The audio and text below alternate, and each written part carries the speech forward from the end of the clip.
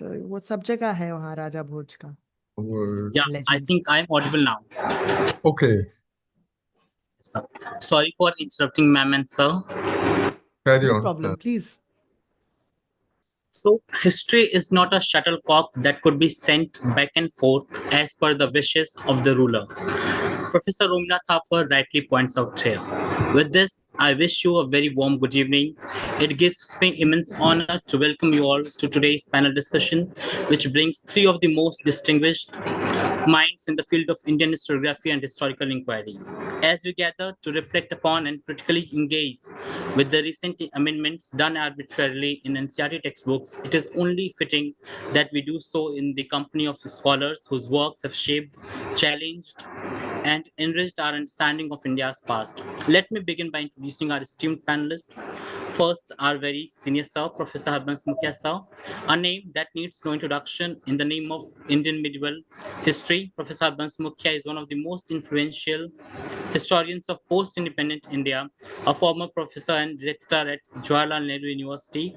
His work has fundamentally reshaped the contours of medieval Indian historiography by bringing to the fore Marxist interpretations and comparative perspectives that interrogate Eurocentric models. Professor Mukhia's scholarship has especially focused on medieval societies, agrarian structures, and historiographical method, and he has played a pivotal role in placing Indian history within global debates on feudalism and historical materialism. His co-edited volumes such as Feudalism and Non-European Societies remain seminal to this day. We welcome you, sir, here. Thank Thanks you. for Thank joining. you. Now, Introduction probably could have been shorter, but anyway, thank you. I'll try to be a bit shorter. Next, we have is Nadeem Rezavi, sir. In line, we have Sir, an eminent historian of the Mughal period whose archival depth and interpretive clarity have made enduring contributions to the study of early modern India and Mughal medieval India. Currently, he is a professor at the Center for Advanced Study, Aligarh Muslim University. Yeah, that's all. I think I have to be short. Next, we have ma'am. Thanks for joining, sir. Joining this illustrious panel is Dr. Ruchika Sharma, a historian of medieval and early modern India, with a special interest in gender, culture, and public history, and alumna of Jawaharlal Nehru University. Dr. Sharma's research and teaching career reflects an acute sensitivity to the lived realities of the past and the ways in which they are interpreted today. In addition to her academic research, Dr. Sharma is widely known for her work as a public historian, engaging large audiences through lectures, media commentary, and digital platforms. Her ability to take history accessible without compromising its complexity is both rare and remarkable. Whether she is speaking on the representation of women in history or critically unpacking textbook narratives, Dr. Sharma brings to the table a refreshing combination of scholarly rigor and contemporary relevance. Thanks, ma'am, for joining us. And I remember in one of the videos, a person commented, particularly from the RSO BJP, that we have new Romila Thapar. So thanks for joining. Quite a compliment. Yes, It's sir. too much of a compliment, and nobody, I mean, Professor Thapar is unparalleled in history. So please, thank you. That Yes. is too much of a So thank you compliment. for joining, everyone. And the title for the today's theme, what we have thought is that today we'll discuss the recent amendments made by the NCERT in the class 8 textbook social sciences. Particularly when I was in 12th standard, we read a chapter on the Mughal India that was King and Chronicle. But now I find that it is being deleted from the book. After that, in 2023, it was deleted from the book. And now they have made some changes in the class 8 book. So we have three generation of historians. I think budding historians like me and Harbans Mukhia sir, who has taught so many people, and Nadeem sir and ma'am, they're currently teaching. So let's begin with sir, and we'll come forward to first sir, then ma'am, and then Nadeem sir. Then after we can take few questions from the audience, and then the concluding remarks. So over to you, sir. Thank you, Aditya. What is the time limit? What kind of time will you give me? So I think I Sorry? shouldn't be keeping any time limit. No, anyway, 20 to 25 minutes. Okay, yeah, thanks. That's more than enough. Excuse me. Well, I think my colleagues, Professor Rezavi and Ruchika, my student Ruchika, my center student, so therefore my student Ruchika, they'll give us the details of what's being done to how history is being distorted in the NCERT books. But before we reach there, let me give you an outline of what is being done to history as a whole, of which this is also a part. Uh, Let me put it very succinctly. Uh, it is going through a third phase. First phase was colonialization of history, of Indian history, and the second phase was decolonialization of Indian history. First was by the colonial and colonialist historians. The second of decolonialization was by Indian historians, especially after independence, starting earlier, but especially after independence. And the third phase we are going to is going to is the decolonization of Indian history. And what is happening to the NCERT books is part of that recolonialization of Indian history. Uh, for about 200 years, roughly, we had been taught history in terms of a framework that had been laid down to us by James Mill in 1818. Namely, history is to be taught in terms of religion as the entry point into the study of Indian history. So he divided, as we know, history into Hindu period, Muslim period, and British period. Hindu period, uh, whatever its extent, from beginning to 1818, there was no Mohenjo-daro discovered till then, so that came later. But from wherever you begin, come down to about Harsha in the mid-7th century and so on. And then medieval India begins with the so-called Muslim invasions and so on, and ends with, in the 18th century, more or less, with Aurangzeb's death. The As you can see, there are 2 points here. One is the history is entirely the history of rulers, ruling dynasties and rulers. And B, the history really can be studied only in terms of the religious identities of the rulers. You see, there is no other entry point into the study of history except religion. James Mill was a utilitarian. He didn't think much of religion, any religion. Uh, he didn't think much of Islam. He didn't think even worse of Hinduism, because for him, all of these religions are passé. They belong to the past. The present age, which he called the British period, the modern period, the British period, is the period of non-religious statehood, non-religious society, not societies, non-religious statehood, non-religious governance, non-religious rule. So religion became the sole entry, the history of the rulers and the study of history of the rulers through the entry point of religion, the sole entry point of religion, became the dominant format for the study of history. And it continued right up to the 1950s, mid-1950s almost. I happened to be a student of BA and MA in Delhi University in the second half of the 1950s. And the history that we had learned, precisely, it had come to be called ancient, medieval, and modern.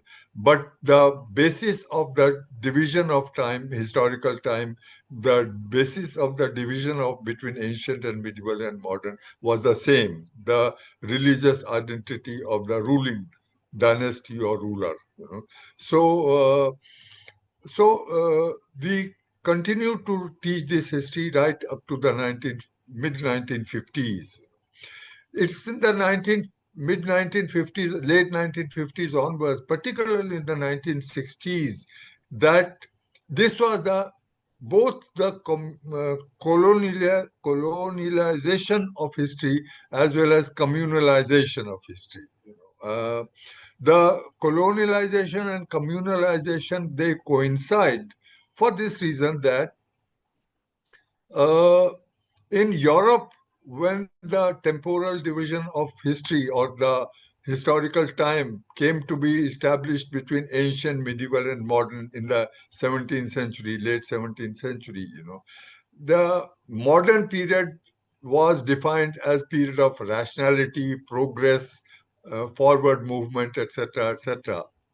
Medieval period, which which actually got defined after the modern period. First, they established the modernity of the modern period, the rationality of the modern period, the progress, etc., of the modern period. Then they defined medieval after they had defined modern as the antithesis of modern. See, medieval doesn't stand on its own terms, on its own legs. Medieval is what is not modern.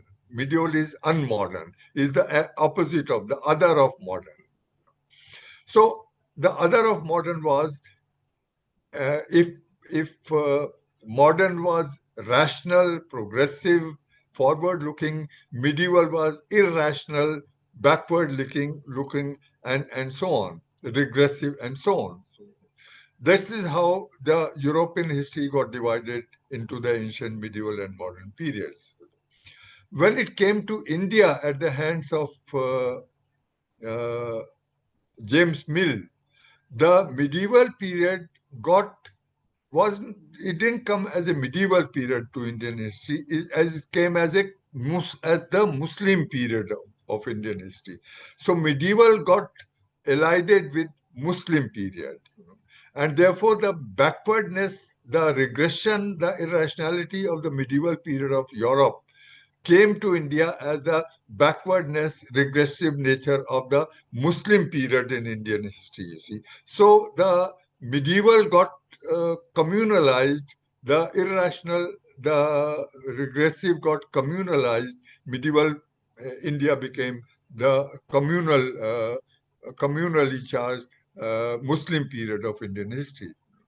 So the colonialization was not merely colonialization of the history as such in terms of ruling rulers and ruling dynasties and so on and so forth, but it also got communalized, as I tried to show. What happened after independence is that, and this was mostly done mostly done by European historians, James Mill and others. It was again reinforced by Eliot and Dawson. What is happening in the NCERT textbooks had already happened, had already been experimented with in the 1850s. By Eliot and Dawson's History of India as told by its own historians, 8 volumes, where, as we know, selections from the Persian sources, Persian language sources of medieval India were identified. Selections were made precisely to highlight the tensions between the Muslim state and the people of India, or the Hindu Muslims and Hindus, and so on and so forth. So that uh, the communalization that had that we had inherited is not only the European historians, colonial historians, but Indian historians followed more or less the same framework. The terminology remained the same. ABM Habibullah's brilliant book, The Foundation of Muslim Rule in India. It's the Muslim rule in India. R.P. Tripaঠি's Some Aspects of Muslim Administration in India. So the identity of Muslim and Hindu as the entry point, as I said, to the study of medieval, it came to be called medieval from 1903 onwards, when ancient medieval modern was first used by Stanley Lanepool. But the basis remained the same, and the entry point remained the same, as I said. These books that I mentioned, ABM Habibullah's, R.P. Tripaঠি's book, they are not necessarily communal versions of history, but the as you can see from the title itself, the entry point is Muslim administration, the establishment of Muslim rule in India, Muslim administration, and so on. So that the thinking that is embedded in this kind of division of history into Hindu, Muslim, and British period is communal thinking, religious and communal thinking. Now, after independence, Indian historians, primarily Indian historians, even non-Indian historians, many of them, they did many things. The scope of history had expanded enormously after independence. So far, as I had emphasized, history was the history of the rulers and ruling dynasties and their conquests and administration and this policy and that policy and so on and so forth, wars and battles and so on, enthronement, dethronement, and so on. Now the expansion of the space of history, the scope of history was enormous. First expansion came with Marxist historians like Irfan Habib, R.S. Sharma, D.D. Koshambi to begin with. I should have mentioned D.D. Koshambi. He started it all in 1956, an introduction to the study of Indian history. The introduction of Marxism, Marxist notion, Marxist category of class, changed the whole landscape of history writing. It substituted the religion of the ruler as the entry point into history, and instead of the one entry point, namely religion of the ruler, two aspects changed. One, it was no longer the history of the rulers and the ruling classes and ruler Akbar and Jahangir and Shah Jahan, Aurangzeb, and so on and so forth. It became the history of where people were involved. The peasantry was involved. And the second thing was, second change that it brought about was that it was the history of classes, not of history of religious groups. History of classes. Irfan Habib categorized in Marxist terminology, there is the exploiting class and the exploited class. In his terminology, there was no separate exploiting class which was exploiting the peasantry. So he characterized the state as that exploiting class, and the peasantry as the exploited class. So it became a history of class struggle rather than of history of kings and queens and their battles and so on and so forth. So there was a new landscape of history writing which emerged after the Marxist intervention.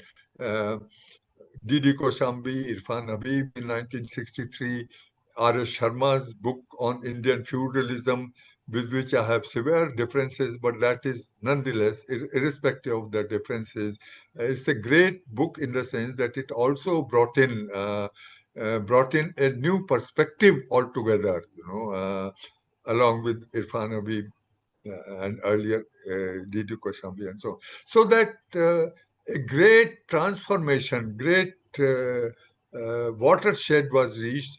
A great transformation of history writing took place from the late 1950s to 1960s in particular, and 70s. When this great transformation took place in terms of class rather than religion as the entry point into history, it opened up other doors as well. It's not as if after that all history became the history of class struggle. Other avenues, other themes opened up. And various other themes which were opened up, not necessarily to Marxist interpretation, non-Marxist interpretation. Many historians who were not Marxist, in fact, if you look at it, the number of committed Marxist historians is very small. Who are Irfan Habib is an outstanding of committed Marxist who thinks in Marxist terms. R.S. Sharma not to the same extent, I'm afraid, but nonetheless a committed Marxist historian, and so on. And Didi Koshambi, of course, was the initiative. But there are not too many others who thought of, including me, who thought of themselves as Marxist historians, where actually their analysis was sometimes Marxist, sometimes non-Marxist, never anti-Marxist. So that Marxist became one kind of mode of analysis of history, Marxist analysis. Many other, in fact, some of the themes that evolved were not vulnerable to, susceptible to Marxist kind of class analysis anyway. The the the theme of feminist history, for example. Women are not a class which can be analyzed as a class opposed to another class. Men are not another class who are in conflict with each other. Ecology, history of forests, history of rivers, uh, history of. The other day, I saw an advertisement by one of my former students. His book is about to be published by CUP, called The Mughal Ganga. What a fascinating theme! The Ganga, the Mughal Ganga. See, it's not how do you turn it into a Muslim versus Hindu history. See? So that the new themes that arose and new methodologies that arose, new perspectives that arose after the opening of the doors, new doors by these Marxist historians. Marxism itself, number one, was beginning to face crisis as a theory as well as practice, Soviet Union and so on and so forth. But also the themes that I was mentioning and many other themes, they were beyond the scope of Marxist analysis per se. Class is central to Marxist analysis, you see, and these were beyond the perspective of class. You have to have other perspectives to study these themes. The history of household, for example, the history of interpersonal relations within the household, history of family, and so on and so forth. One can go on and on. So that you know. This vast expansion of the scope of history after independence uh, completely put this James Mill kind of periodization into to rest. It was irrelevant. It became irrelevant to the study of history, and therefore, from the 70s onwards, you don't find any more writings, any more remarkable, notable writings on these kinds of themes that has been the case earlier until then. So that a new era, as it were, began. And I must say I'm lucky to have lived through three kinds of transformations of history. One, as I said, I studied history in terms of the James Mill kind of as a student in the second half of the 1950s at Delhi University. Then I saw this Marxist history writing coming into force, and socio-economic history, as it came to be called, instead of history of kings and queens and so on and so forth. And now from the 1980s onwards, still other themes, still other perspectives have emerged.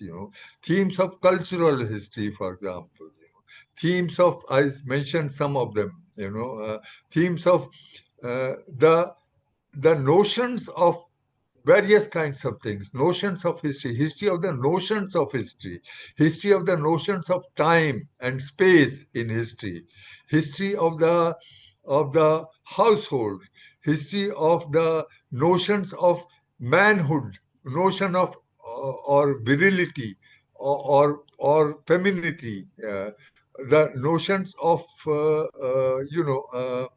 various kinds of notions, so that new themes had begun to emerge from the 1980s onwards, 1990s particularly. And 21st century is remarkable for these new brilliant work being done by the younger historian, absolutely brilliant work being done, absolutely new themes that people of my generation was incapable of imagining, and new sources. Therefore, these new themes can't be served with the old chronicles and texts and so on and so forth, or even old kind of archaeology. You see, they have to have.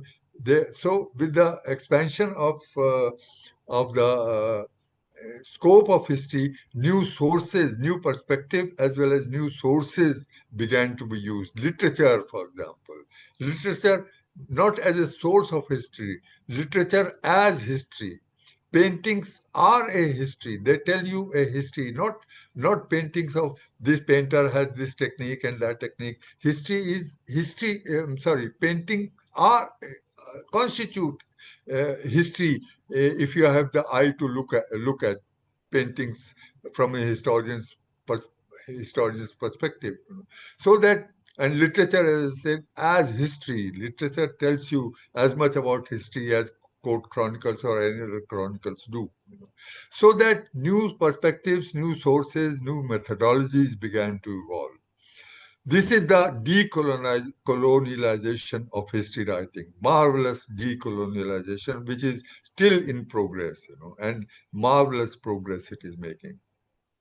And now comes the state intervention to to go back to James Mill kind of history, where once again, what is history? History is the study of Hindu and Muslim antagonism. That's all that history is. That ruler was very intolerant, almost for them, every ruler was very intolerant. Akbar was the epitome of tolerance in a way, Akbar, who said to his mother in these words, the insult to any religion is insult to God. I cannot insult any religion. He is the one who being maligned as an intolerant ruler, So that every ruler is intolerant. There is no phase of or even a moment of tolerance by these rulers and so on. So you go back to the history of rulers, you go back to the history of intolerant rulers, you go back to the history of Muslims being intolerant rulers, nobody else is, So that we are being pushed back to the James Mill kind of history, where religion is the sole entry point into it, and the antagonism between the religious community is the all that it is that constitutes history. And we are but let me conclude by saying that, you know well, it seems to me that their target is not history as a discipline, because history as a discipline has gone far beyond this kind of, we have left it behind 50, 60 years ago, He's gone far beyond this kind of categorization of Hindu period, Muslim period, or Hindu versus Muslim, and so on and so forth, We have left it 50 years ago, 60 years ago, far behind, You can't go back to history, and therefore it's so difficult. I had suggested to Aditya to also include in this panel some BJP historian, or who is sympathetic to BJP. He couldn't find any, and he asked me to find one. I couldn't find any either, because history has gone beyond the BJP kind of history writing, you see. But they are bringing it back to by the use of state power, control over education, and they are bringing it back at the school level, you see, not at the college level, university level, research level, because they can't do that, you see, because it's, as I said, it has gone beyond them, you see. So what they do is uh, uh, communalize history, spread communal poison in the minds of young children who are doing their school, At the school level, after they leave school after 10 years or 12 years, when they leave school, they would maybe 1%, maybe 2% of students will take up history as a discipline for BA honors and MA and later on research and so on. The other 99%, 98, 99%, 98% will carry that communal poison in their heads, which they have learned in the textbooks, through the textbook. They will carry it with the rest for the rest of their lives, because there will be no corrective to, and of course, aided by WhatsApp University and so on and so forth. So that, that seems to me to be the major phase of decolonialization and recommunalization of history that is being attempted, in a very clear-cut, planned manner, and the level at which they want to do it seems to me to be very clear. Let me conclude by saying that this is exactly what Pakistan had done to its own generation, communalized history thoroughly, badly there, entirely in terms of Hindu versus Muslim antagonism. What has that kind of history done to their nation, their generation, their younger generation, and grown-up generation? What has it done? That should be a lesson to. It should be a cardinal lesson to avoid that kind of exercise. But we seem to be precisely following that exercise, which has already ruined some generations, couple of generations in our neighboring country, which was part of our life and history until a few years ago, until a few decades ago. Thank you for being patient. Let's hear my colleagues who have much more important things to say, much more concrete points to make regarding the NCERT. I wanted to leave it to them because they have thoroughly studied these. I've just had a look at these, what is happening, to casual look at it, but they have studied, examined these thoroughly. So let's hear them. Thank you. Thank you very much, sir. Now I would request Ruchika ma'am to please go ahead. Thank you, Aditya, and thank you, Professor Mukhia. I think you have summarized the problem with the textbooks very clearly. I think this whole idea that we are somehow going back to the colonial periodization, to the colonial notions of history is a very, very important point. And I think when I bring in specific examples from the NCERT, this will become very clear and add to what Professor Mukhia is saying. And also this very important fact that I think we are, as a population, not very keen and interested in history. So a lot of the students don't end up taking history. And that is all that they will take is basically the communalized history that they will, study in class 8th, class 9th, class 10th. So I think those are very important points. Thank you for that, Professor Mukhia. So I want to start by, listing a couple of factual inaccuracies that are there in the NCERT, starting with the massive misrepresentation of the history of jizya. The NCERT has said that jizya was somehow used as a tool for conversion. Now, there are many things wrong with this. One, of course, is the misrepresentation of the history of jizya, and I'll quickly go through that. But also this misrepresentation of the history of or the notion of conversion that, apparently, according to the NCERT, was carried out by the Muslim state. Both of these are wrong. The first, of course, is the history of jizya. Now, jizya was never an incentive to convert. I think there is a lot of rhetoric in the primary texts, and which is why it's very important to read academic historians, because they have been able to sift from the primary sources what is rhetorical and what is actually happening on the ground.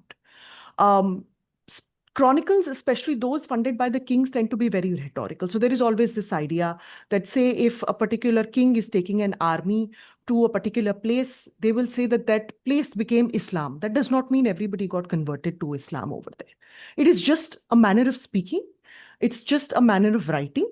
It's just a way of positioning the king as a good Muslim king. That does not mean that he's actually going to a particular place and converting the entire population into Islam. Similarly, with the history of jizya, when they say that, this is being done for Islam, that's not literally true in the sense that this is largely being done for the for the application of the Islamic law, which isn't exactly, which does not translate to the fact that everybody, who does not wish to pay jizya, is going to become Muslim, right? We don't have examples. There is not even a single example of anybody coming across and saying that, I don't want to pay jizya, so please, let me convert to Islam. In a caste Hindu society such as ours, people don't wear their religion lightly, because when you see, Hinduism is inevitably linked to caste. So if you let go of Hinduism, you let go of your caste, right? So what is your identity in a caste Hindu society? Who are you going to eat with? Who are you going to marry with? So leaving your religion wasn't as easy as people tend to think of it today. Plus, also, I think people tend to think of what is religion today was what was religion then as well, right? These straight-jacketed silos of Hindu and Muslim, and one Hindu is becoming a Muslim. That's not how it was, right? Hinduism in itself at that point of time wasn't really a religious identity. There was no uniform identity. You had Shaivites, you had Vaishnavites, you had the Shakti worshippers, this, that, and the other. Similarly, Muslim as well. There was so much internal dissensions between the Shias and the Sunnis and the Ahmadis and the Ismailis and the Bohras and the Khojas. So there is a very rich, varied history of religion. And the way we think of this as these straight-jacketed silos, as Professor Mukhia also said, something that the communal history has given to us, this idea of looking at Hindu and Muslim with, this very binary lens of, this is it, and everything can be divided into two. That is very problematic. And I think that's what NCERT is sort of trying to bring back with this history of jizya. Then if you look at it, so many people were exempted from paying the jizya. So for example, so many rulers had Brahmins being exempted from paying the jizya. People who were unemployed were exempted from paying the jizya. People who were ill were exempted from paying the jizya. So many Hindu nobles, the high-ranking nobles, rajas, etc., were exempted from paying the jizya. So there is no such idea that somehow jizya was a deeply oppressive tax. I mean, if you look at Mughal taxation in general, yes, it was an oppressive taxation, and Professor Habib, etc., have written about this. There's no doubt about this. But was jizya so oppressive that people were, leaving their religion in huge numbers just to not pay the jizya? No, absolutely not. Right? It was a very small fraction of the whole taxation of whether it was the Sultan or whether it was the Mughals. Right? Even under Aurangzeb, if you look at why did he bring back jizya, there is so much of academic history on the fact that there were more material considerations and political considerations to bring back jizya rather than straight-jacketed religious considerations. Right? Aurangzeb is fighting a war on many fronts, especially the Deccan, which is a drain on the Mughal treasury. He's fighting a war with, the Jats, the Sikhs. So he has to, therefore, he also brings back, by the way, the Hajj tax, right? So he's bringing back a lot of the taxes which were exempted by, say, Akbar, Jahangir, so that he could, conserve his treasury, which is, massively being depleted because of these so many wars that he's fighting, right? So I think it is largely a political and a material consideration rather than just a religious consideration. And even when Aurangzeb is bringing jizya back, there is no idea that he wants to convert people. Which brings me to the history of conversion as a whole. If you look at, say, the Mughals, if you look at the sultans, there is no idea that the state somehow wants to promote massive conversion. No primary source directly, talks about that. There is a lot of, like I said, rhetorical idea that, just because a particular state has been captured or a particular area has been captured, that state becomes Islam, not to be treated literally. That does not mean everybody has become Muslim over there, right? Most of the conversion is being carried out by the Sufi saints, right? Because if you look at when the Sultan is going, just before the Sultan, also the Sufi saints already there, right? So if you look at, say, areas like Mandu, etc., there are so many Sufi saints living in Dhar area. You have this saint called Karim al-Din, right? Whose dargah is even older than the first Jami mosque of Mandu, which was Dilawar Khan Ghori's mosque. right? Because he's been there much before the Lavan Khan Guri can ever come. And because he can converse in the language of the people, he can talk about in his religion the language of the people. So many people are naturally gravitated to listen, and some might convert. Even if you look at, the Muslim population today, where is it mostly? And this is Professor Mukhia, Mukhia's thesis only, where Professor Mukhia has said that if you look at Kerala and if you look at Bengal, this is where largely the concentration of the Muslim population is. And these were the areas where the Mughal state was quite weak. In fact, Kerala, they were probably the weakest. So if the Mughal state wanted to carry forward conversions, these states would not have that many Muslims, right? But they do. Because conversions over here happened via the Sufi saints. Richard Eaton's thesis in Bengal has sort of proven that, right? So I think there is massive misrepresentation of the history of jizya, firstly, that it was somehow an incentive to convert. But more than that, there is a massive misrepresentation of this history of conversion, right? Again, another thing from Professor Mukhia's book only is that if you look at the 19th century, I think there is a traveler called Eber who comes and he reports that there is around 16% of the Muslim population during the 19th century. But when you look at the 20th century census of the English, it increases to 25%. The maximum jump actually happens under the English and not really under the Mughal or the Sultans. 50% jump. Right? So 50% jump. yeah. So it's a massive percent jump, that happens under the English. There is not a lot of conversion that happens under the Sultans or the Mughal state. So I think there is a deliberate misrepresentation of these two. But more than that, there is, like Professor Mukhia said, deliberate misrepresentation of Akbar's history as well. And I think the reason why is because in the popular history, Akbar is largely considered to be a cosmopolitan ruler. People might have problems with whatever bad history they've been taught about, say, Aurangzeb or Babur. But everybody agrees on, Akbar was a nice ruler, right? Akbar was cosmopolitan. He was very willing to hear other people. People know of the Ibadat Khana debates. It's a very popular thing. He was willing to listen to other religions, etc. So NCERT has made sure this time that they are also going to take away this Mughal exception and, remove Akbar's name from this quote unquote tolerant ruler.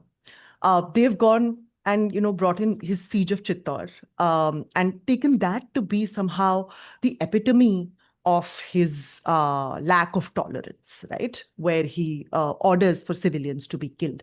Now, this, if you look at in the larger history of India, it's a very common thing for a ruler to do.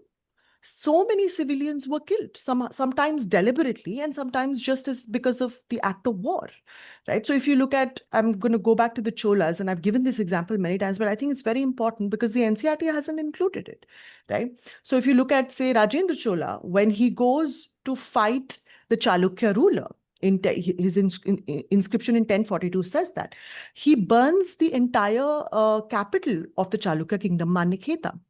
And his Karandai Prashasti says very particularly that women and children were burnt in that fire and that he is very happy about it. He's a very brave person to have done that.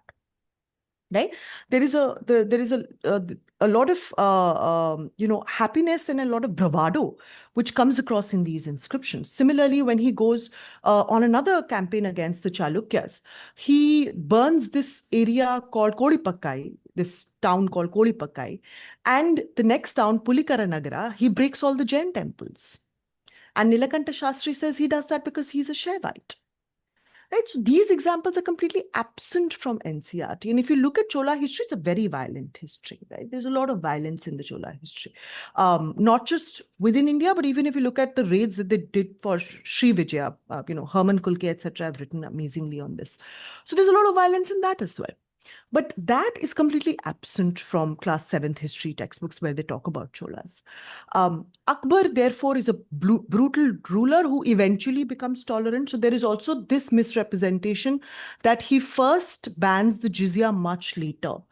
Now, I don't know what much later over here means, because it's very clear that after Humayun dies in 1556, and then there is Bairam Khan's guardianship, when in 1560 Akbar comes to power, within 3 years, 1563-64, he repeals the jizya. And then he repeals the Hajj tax. So the first time when he's repealing the jizya, it's very quick. It's one of his first few decisions. And it's very important to note that the Akbarnama says that these taxes were discriminatory, and therefore Akbar wants to remove that. Right? Then there is also this idea that NCERT wants to put that somehow Akbar did not want to promote a lot of Hindu officials to high positions. Now, again, this is baffling because if you look at most of his Nauratan, so many of them are Hindu. There's Man Singh, there is Prithviraj, who's his court poet, who's a Krishna Bhakt, by the way. There is Todarmal. Prithviraj wrote this fantastic poem called Krishna Rukmani Rebeli, which is on the love story of Krishna and Rukmani. Then there is, like I said, Todarmal, who always had, Akbar called him a Sada Law, a very innocent person, because apparently Akbarnama says that his idol of Krishna broke, and he was very sad about it. So Akbar thinks that he's a Sada Law because, he thinks that the idol is somehow the god, but the god is, everywhere. He's sort of omnipresent. So a very fantastic thing that, Todarmal was on such a high position. He managed almost all of the revenue of the Mughal Empire. He's the, Wazir-e-Ala of his time, the highest revenue officer of his time. Then you have Man Singh, right, who does the very interesting and very strategic campaign of Haldighati. He's also part of the Nauratan. He's a Panjazari Mansabdar. That you have his wife's father, Bharmal Kachwaha, right? Bharmal Kachwaha's daughter, his eldest daughter, the Rajput princess, was married to Akbar. His son is Jahangir, right? Salim. Bharmal Kachwaha has such a high position in the court of Akbar, right? In fact, with Akbar starts this trend of including a lot of non-Muslim population into the Mansabdari, into the nobility. And it goes on increasing till Aurangzeb, when it becomes 33% of the workforce, right? So there is a deliberate misrepresentation to show Mughal rulers the way they are now being thought of, they are now being communalized, wherein they are deeply intolerant. They are working with the Hindus, but they don't want to promote them because, of course, they're Hindus and they don't like them, right? They are imposing jizya and wanting people to convert so that they don't have to pay jizya. All of this is completely unfounded in academic history. But more than that, what's fascinating, and of course, Professor Mukhia touched upon this, the fact that the NCERT includes the idea of a dark period of history when it talks about the Mughal period. Now, again, it's very shocking because these are terms that we have left far behind. There was a time when we were talking of the Gupta age as the golden age, and we were talking of the feudal age as the dark age. But we've stopped using those terms because they're very ahistorical terms. Dark age means a period of barbarity. Dark age means a period of, nothing good is happening, no progress is happening. Firstly, of course, the notion of progress is very interesting because we look at progress the way we look at today is not how progress was at that point in time. So we have to contextualize that as well. But more importantly, this idea that somehow this period was just a lot of, bleakness and barbarity. It's completely unfounded in history, right? So if you look at, say, Akbar's history, his Maktab Khana is there. He's carrying out so many translations of the Panchatantra. He translates the Mahabharata. Brahmins are employed in the Maktab Khana, right? So there is so much that is happening. There's so many infrastructural projects that the Mughals build, right? Munim Khan built the Shahi Bridge in Jaunpur. He's a Mughal noble, right? You have the first road between Kabul and Agra is being built by Babur, right? You have Akbar and Jahangir making sure that, the main highways of the Mughals are secured. So they have, people and soldiers sort of stationed at every important post so that, robbers can't really rob a lot of the merchants, etc. They use these highways. So there is so much of infrastructural work that is going on at this point in time. So how can you just call it a dark chapter in history? Again, it's a very communal way of looking at history, because if you look at, say, what the student is studying, he comes through class 6th, class 7th. He doesn't see any of this being mentioned as the dark period. He comes to class 8th where the Muslim rulers are being discussed, and he has a section that says dark chapter in history. So it's a very clear idea that we want to create in the student's mind that somehow only the Mughals were the dark chapter in history, somehow only the sultans, the Muslim rulers were the dark chapter in history. So it's a very clear idea. What is also fascinating is they've removed the history of Sultan Razia and Mughal Pacha Begum Nur Jahan. Now, this is very shocking for me as a woman, because you see, when you go looking at women's histories, already women are so absent from, these big chronicles, etc., of, whatever time in Indian history. Women are largely absent, right? Which again, their silences speak more than, their presence. That in itself is a very interesting thing. But if we have the history of women, such as, say, Sultan Razia, who had a 4-year, very interesting reign, right? So she firstly was, for the first 1.5 years of her reign, she was ruling behind a screen. Then she gets that screen removed, right? So she is ruling without a screen, without hiding her face. Then she dresses exactly like a sultan, rides like a sultan. She gets coins minted in her name, right? Her official title being Sultan Razia wa Daula wa Din, right? Juzjani speaks very highly of her. Juzjani, the chronicler of the Delhi Sultanate, right? In his Tabqat-e-Nasri, calls her a Lashkar Kash, a war leader who takes her forces into war. She very, interestingly and very smartly outmaneuvers the Turkish Bandagan for such a long time, for 4 years, right? So, and she also, by the way, diplomatically thwarts an impending Mongol invasion, because I think the Khwarizm Shah had run away from the Mongol invasion, come to the borders of India and wanted refuge in India. But Razia had to refuse that in a manner that does not also upset the Shah of Khwarizm and also does not bring the Mongols all the way to India. So it's a very, very smart thing that she managed to do. Then also look at, the history of Nur Jahan. Fascinating, right? So from 621 to 627, she's the de facto ruler of the Mughal Empire, because Jahangir is very ill. And Jahangir, in his, memoirs in Tuzuke Jahangiri, very clearly says that he really finds, Nur Jahan to be somebody that he can entrust the affairs of the state and his own health. Right? She's an excellent hunter. She's also attributed so many sartorial innovations that, are popular today: the kinari, the silver lace, the badla, the silver brocade, the panch tolia, which is a lighter gown. Then you have the peshwas and all of these things, right? So fascinating ways in which NCERT could have taught how women in higher positions, in power positions, negotiate power relations. What are the challenges that they face in a male-dominated society, right? All of that is gone. This was such a good teaching moment to, teach firstly that we've not only had an uninterrupted chain of male rulers throughout medieval India, we've had very powerful women as well who have held the reins and held them very deftly and strongly. And there is so much of, there's so much one can learn about the history of India at that point of time. But they've completely removed that, because I think in the minds of the people who are writing this particular NCERT textbook, how can women have power positions in a dark Muslim age, right? Because the Muslim age, as you know, the third point that I'm going to make, is basically of rulers who were brutal and who were cruel.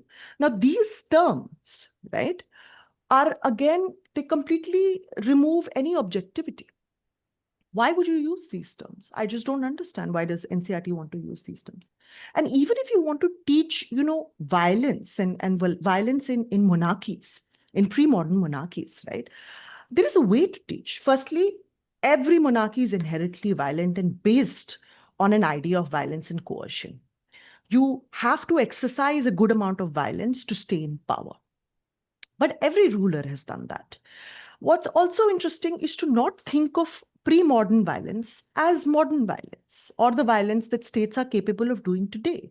States are capable of destroying cities upon cities today, which was not the case at that point of time. So if there is, and again, people tend to get this ahistorical idea, because if you look at, a lot of these period dramas, these movies, etc., they will show, my God, as if the war is between such an immense population and so many people are getting killed.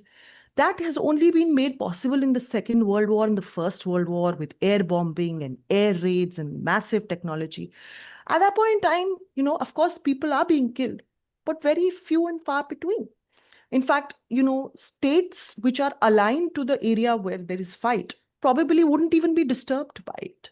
It's only the area where the fight is actually taking place, the war is actually taking place, where people and their daily life will get affected, right? Because they don't have the means, the technology, the communication, etc., to effect that kind of violence at that point in time. So that is how probably violence and violence in pre-modern India should be taught to students.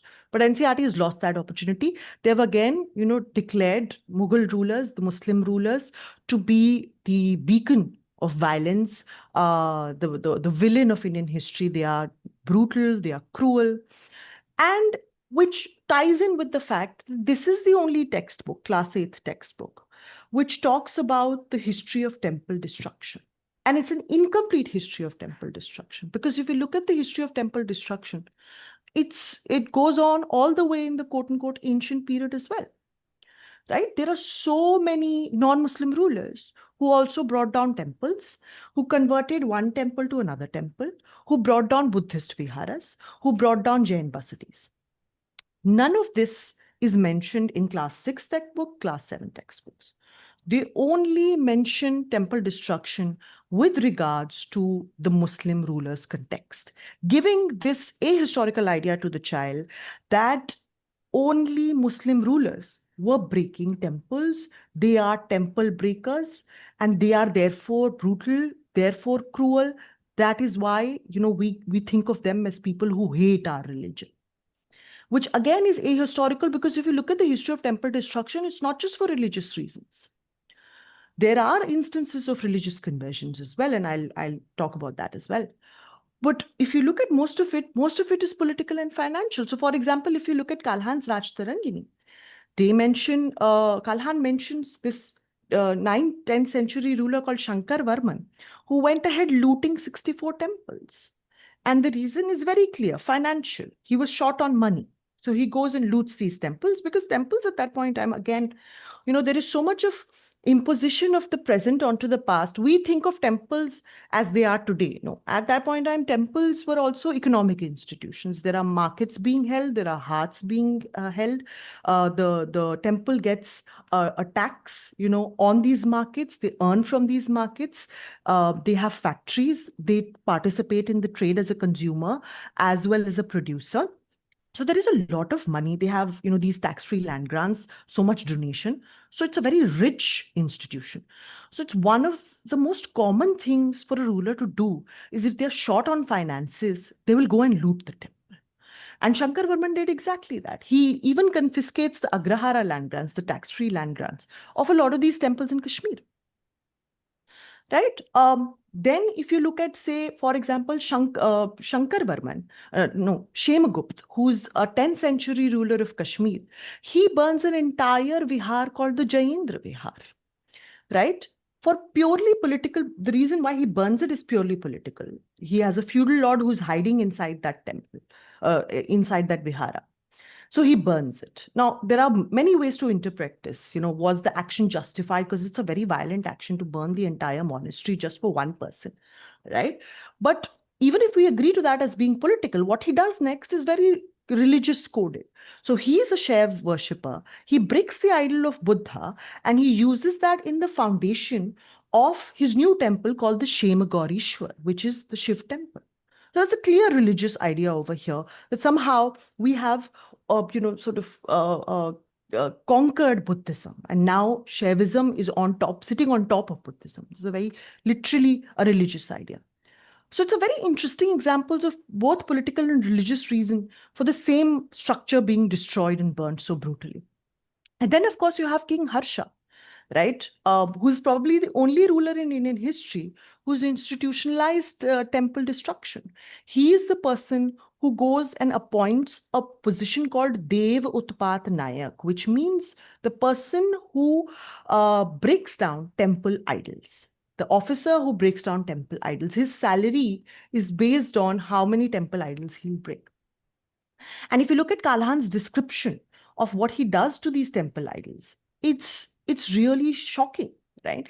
So not only is Harsha, happy looting these temples and breaking them, he removes the temple idols, tells the saints, the naked saints, etc., to pass their urine on it, to pass their excreta on it. So there is a deliberate there's a deliberate humiliation of these idols which is being done by Harsha. Completely absent. This example is completely absent from NCERT textbooks. And this is a very fascinating example. There is so much that is happening at that point of time. Harsha has the support of, these Turks, which at that point of time, by the way, when Harsha is ruling, are not Muslims. That is not when the Turks have converted to Islam. So this idea that people get that, just because he's being supported by the Turks means he's being supported by Muslim rulers, no. They convert 50 years later. So when Harsha is being supported by the Turks, they're just Turks, right? And they also follow a host of different deities, etc. They are tribal, so they have a tribe and they follow many deities. He is being supported by the Turks simply because the Turks, allow him to have, slaves from the slave markets, women, etc. But that's it. Everything else that he does is completely of his own volition. Harsha is also the person under whose reign, for the first time, the earliest instance of Johar is found in Kalhan's Rashtarangini, where his own nephew attacks Harsha. And because his own nephew, Uchchala, is going after the women of Harsha's kingdom, these women decide to burn in a massive pyre. Vasant Lekha, his principal wife, Harsha's principal wife, and 17 others. They burn. Kalhan's Rashtarangini very clearly says that. Because they were being kidnapped by their own nephew, right? So it's a lot of violence against women, right? But again, if you look at, say, today in the popular mind, the history of Johar is, we did it so that the women did it so that the Muslim rulers could take them over. But Kaushikra, etc., have said it in their military history books that the earliest instances of Johar have got nothing to do with the Muslims. It's a Hindu versus Hindu fight, right? So none of these examples make it to NCERT. And therefore, apart from presenting a very communal picture of the Mughal and the sultans as being the only people who broke temples, they are also doing grave injustice to the history of temple destruction as a whole, because they are only interpreting it in religious terms, which is incorrect, which is how the colonial officers looked at it. Because there are a host of reasons. There's political, there's financial, and I've given you examples. And if you want, there are other religious examples, very fascinating religious examples. So in the 12th, 13th century, there is an entire movement in Karnataka. Julia, Hegewald, etc. have written papers on this, wherein the Veer Shaivites, the Veer Shaivite movement is coming, and they are capturing Jain shrines where, the Jains were still worshipping. These are live shrines, right? These are not old shrines, etc. They capture these shrines. They break the idol of the Jinnah, keep it on the side, install a shivling. Outside, they install the idol of Nandi. And that becomes now a Shaiv shrine, a Veer Shaivite shrine. And they do it to many temples in Karnataka. There's Megudi temple in Hallur. There's the Dodappa temple in Adichanallur. There's a massive list of these temples. There's a clear religious idea over here. And the way they do it is also very fascinating. They break the idol of Jinnah. They smear it with Veer Shaivite ash. They keep it on the side so that people can look at it, that we have conquered this religion. So it's a beautifully fascinating history of temple destruction. I think kids should absolutely learn about it. But there is a way to teach it. And there's a way to teach it. If you teach a good history of temple destruction, students can learn that religion at that point of time is not how we look at religion today. You have Veer Shaivites versus the Jains. You have Buddhists versus the Shaivites. There is a lot of what is today called as the Hindu, pantheon of these cults, etc. At that point of time, they're all warring with each other. So that is, again, a massive missed opportunity, and NCERT has decided to completely communalize the history of temple destruction. Just a couple of things before I finish. They have also very fascinatingly deleted parts that were there in the previous history books. so that because they don't suit their narrative, right?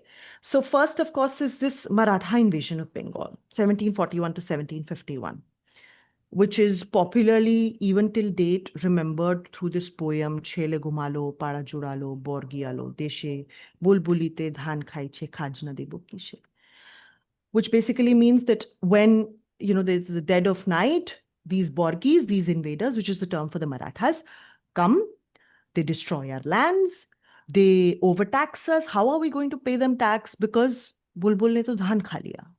They've eaten our harvest. How are we going to pay them?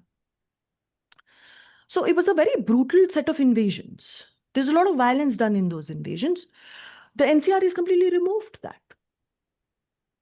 because they want to show in the class 8 history textbooks that only the Muslim rulers are violent. So therefore, no other ruler should be mentioned with a single instance of violence, which I think is very fascinating. And also, if you now look at how the NCERT is structured, right? It's supposedly an autonomous body. But let's be very honest, it's not. It's a largely statist organization. There is a 2022 news report, which says that 24 of its members have direct affiliation with the RSS. The social science curricular head, a person called Michael Danino, very fascinating gentleman if you look at his history. He has got no qualifications in social sciences. Forget about history. Of course, he has no qualification in history. He's an author of a very fantastic book that claims that the Saraswati River, mentioned in the Vedas, etc., is the same lost channel of the Ghaggar Hakra. And the reason why he does that, and which is why he's celebrated so much in the Hindutva circles, is because this idea, which leads me to the fact that, these people are so hell-bent on presuming that Aryan migration never happened. So the Saraswati River must be a river within the current boundaries of India, which is why the lost channel of Ghaggar Hakra. But Ghosh, etc., have, these Indian archaeologists who have done genuinely good work. They've already refuted this long back. Plus, this man has no expertise in archaeology, Michael Danino. He has no expertise in Sanskrit. He doesn't even know the language. If you look at Professor Thapar, etc.'s thesis, they identify Saraswati with Helmand in Afghanistan, which is called Haraikhwati, right? So, which clears the fact that, when the Aryans were coming, there were a lot of influences and a lot of things that they saw in the Hindu Kush, etc. ranges, which they considered as important because these were areas where they settled. So even the Somras, etc., they found in Mount Mujabat, which is part of the Hindu Kush, which clarifies for us the route, right? So Michael Witzel, etc., have done this very well. They've clarified the route that the Aryans took, the Central Asian steppe pastoralists took when they were coming from Iran. But again, I think there is this very clear idea that we don't want to agree on that. Because if we agree, then this whole outsider-insider thing that they constantly keep harping about, that only the Mughals and the Muslim rulers were outsiders, falls flat, right? Because then what are you going to say? Almost everybody today, if you look at the genetic evidence studies that happened in 2019, everybody has around 30% DNA, which can be traced back to the Central Asian steppes, right? Up to 30%. So Haryana, etc. area has probably even more, around 40%, the Roar community. So, and again, class 11th and class 12th textbooks of NCERT recently also have this. They completely challenge the Aryan migration. And they say that that is just a theory. There is a theory which says that Aryans were born here in India, and there are studies on it. There is no study on it. It's complete lies. All evidence, linguistic, historical, archaeological, points to Aryan migration. Clear as day. But you see, these are facts. These are being taught to a set of students who are not going to, go home, check, verify, etc. They're not. They are going to be served this. They are going to consume this. And that's what I want to sort of leave, is the fact that, as Professor Mukhia said, a lot of these people, firstly, are never going to go to class 11th and 12th and willingly want to study humanities. Very few. I remember when I took humanities, I got 94% in 10th. I had to wage a war with my parents saying, I don't want to take engineering, I don't want to take science, I don't want to take commerce, I love history, I want to take. And we had only 6 students in the humanities batch, me and 5 others. Those 5 others were forced into humanities because they didn't, get the required percentage. So these are students who are never going to go and genuinely study history out of their own interest. This is what they're going to take away. That only brutal rulers, Muslim rulers. Temple breakers, Muslim rulers. Outsiders, Muslim rulers.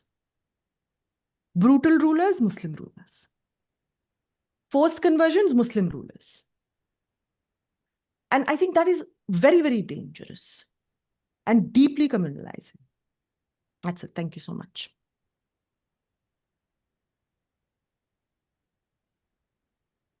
Thank you very much, ma'am, for a detailed, description of the changes that were made. And now I would request Nadeem sir to please go ahead. Well, thank you, Aditya, for calling me for this discussion. So before you proceed, and also I would like to let you know the audience, Nadeem sir has requested that we should have keep this session in the previous lecture where he talked about the structure as shared heritage. Yes, sir, you can proceed. I'm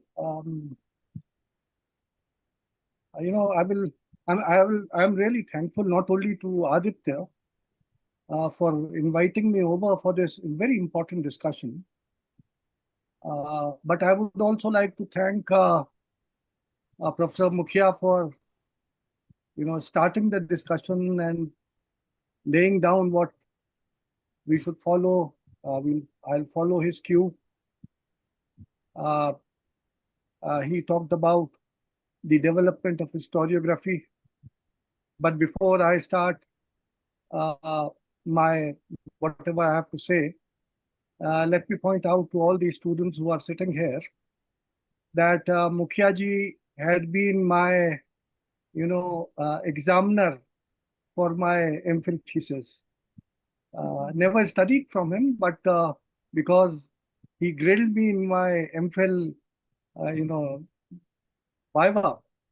So naturally, from that day onwards, I always consider him to be my teacher, and perhaps he is one of those who has been read a lot by our generation. At least I don't know about the present generation. I also thank Ruchika Sharma. Well, she has been fighting since a long period of time, and today also, the way she spoke, the way she gave examples. If the theoretical framework was set by Mukhia ji, Ruchika gave us the examples. I would like to talk about the Sultanate period because most of the examples which have been given, they were actually related to the Mughals, especially Akbar. And of course, jizya and temple destruction. There is not much more to say, but I will leave that at the moment. I might comment on a few points as I proceed. But before I start on the textbook itself, because there was some discussion in the previous months regarding the role of Aligarh historians, Aligarh left historians, in distorting the history of our past. So I'll just start with that. How many leftist historians are there at Aligarh? Hardly any. Technically speaking, it is only Irfan Habib and Iqtidar Alam Khan who can be taken to be Marxist historians, because after all, they belong to CPM and CPI. Initially CPI and then ultimately CPM. They were the card holders. They are the card holders. So you may say that, yes, both of them are. As far as the person who initiated the Aligarh School of History, Muhammad Habib. He is always taken to be a nationalist historian. He might be left-leaning, but he was not a leftist at all. Similarly, the other person who laid the foundation of what is known as Aligarh School, in fact, the Center of Advanced Study as it existed till 1 year back, was something which was given to us by the endeavors of Professor Nurul Hasan. And once again, he was a leftist, no doubt, left-leaning, no doubt, but actually a congressman. He had nothing to do. You cannot, at the most, you can say that he was also a nationalist historian as such. And then there are others who contributed. Ehsan Jan Kaisar, by no stretch of imagination can you take him. Nizami, Professor Khariq Ahmad Nizami, a very well-known Aligarh historian. In fact, there were times when he was opposing the leftism of the others. So, you see, just to clarify the situation, the books were written, the history was being written by Aligarh historians who were actually historians, neither left nor right. All those histories which were being written or taught at Aligarh were by professionals, just like Romila Thapar, just like Bipan Chandra, just like the historians of the Bharatiya Vidya Bhavan or the historians of the Allahabad School of History. They were all basically historians per se, who had certain different points of view but writing history. Having said that,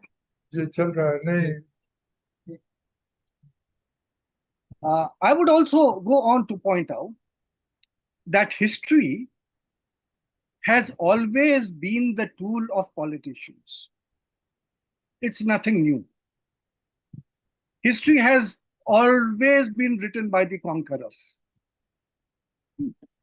It is not for the first time. So we should not lament that the government of India today is interfering. All the governments in the past did interfere. Nothing new. What is new this time is that if others wanted the history to be written which is sympathetic to their point of view, today the attempt is to erase history and replace it with something which in Sanskrit is known as mithya, total falsity. Even if there is some truth in some of the assertions which they are trying to make, at best they are half-truths. And perhaps all of us know that half-truths are much more dangerous than total falsities. Right? So today, what is being done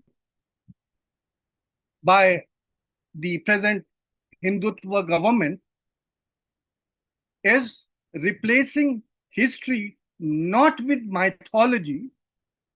Mythology would mean something for which the evidence is very low. Something happened, but we can't actually prove it. But myth is something which just comes out of our head and our own wishful thinking. And that is what they have been trying to do. Now, as far as the recent textbooks are concerned, for class 8, which have come out recently, and on which we are holding a discussion today, basically I thought that there's one textbook on social sciences, but when I ordered online, I realized that there are actually two textbooks. One dealing with the colonial period, and one dealing with the entire, 13th century down to 17th century. The entire 800 period is reduced to one very thin textbook. The colonial period, on the other hand, which spans over 200 years, also gets the same type of space. I might give you, if there is time, because we are already running into the second hour. But if I get time, then we can speak about them as well. But at the moment, I'll just confine myself to the textbook which deals with the history of the medieval period, that is the period between 13th to 17th century. This is the volume 1 of our past, the textbook of social sciences. The chapter 2, which is of 40 pages only, is devoted to 800 years. Let me start with the fact that this entire chapter, which is in 40 pages, has been divided into 7 rubrics, 7 sections.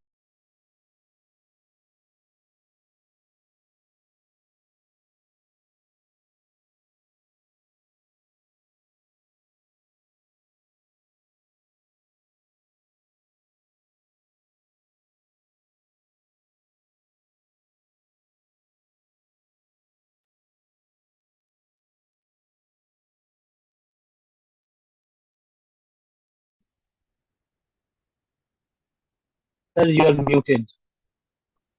The first is, as I said, rise and fall of Delhi Sultanate, followed by a few passages which deal with the resistance to the Delhi Sultans, which was given by the, according to them, the Indian people. And then there is a third section totally devoted to Vijayanagar Empire, followed by the Mughals.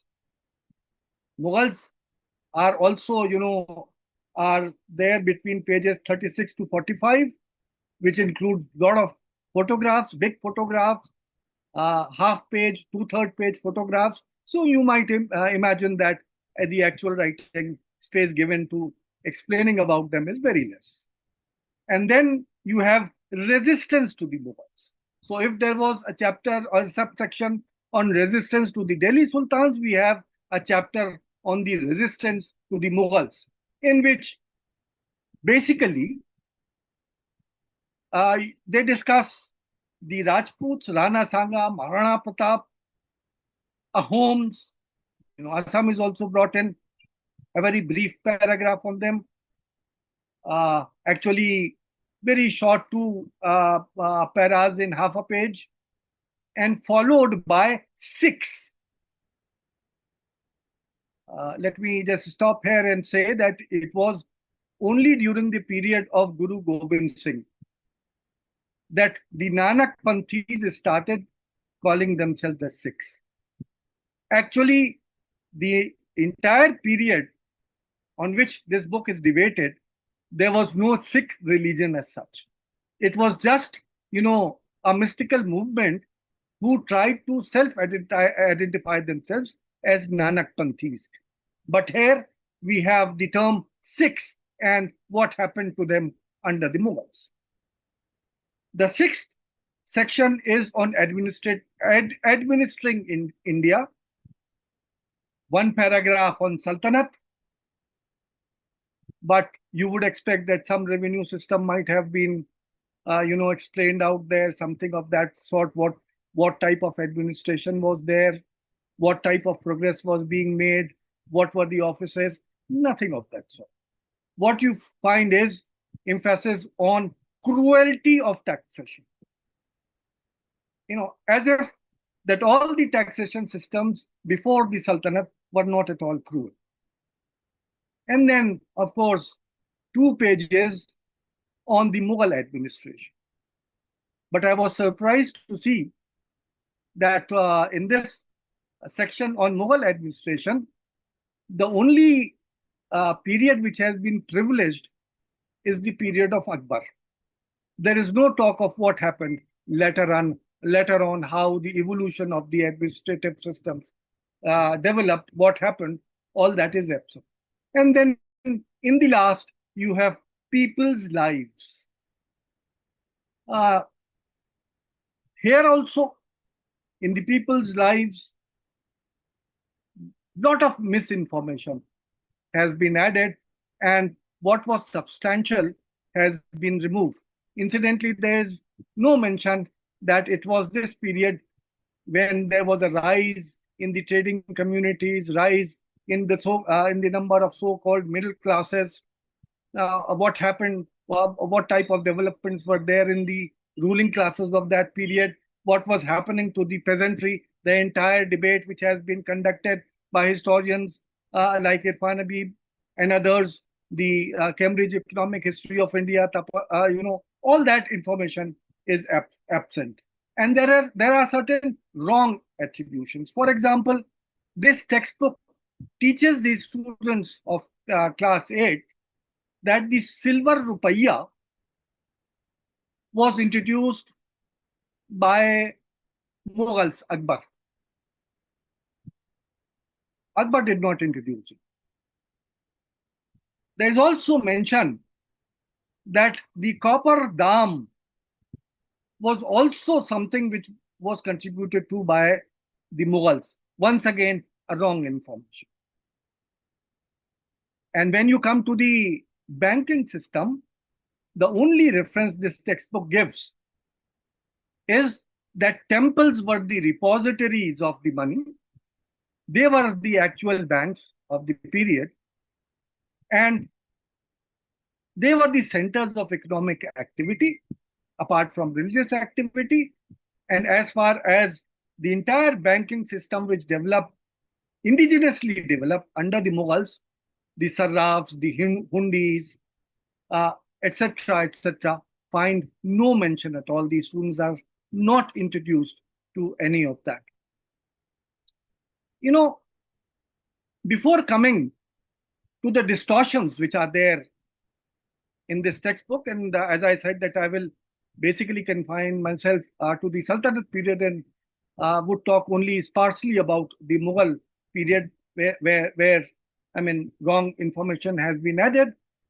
Before doing that, let me first inform that when the chapter starts, chapter 2 starts, on the top, you have 3 big questions, the big questions which are to be answered in this chapter, what to expect in this chapter. The first, how did foreign invasions,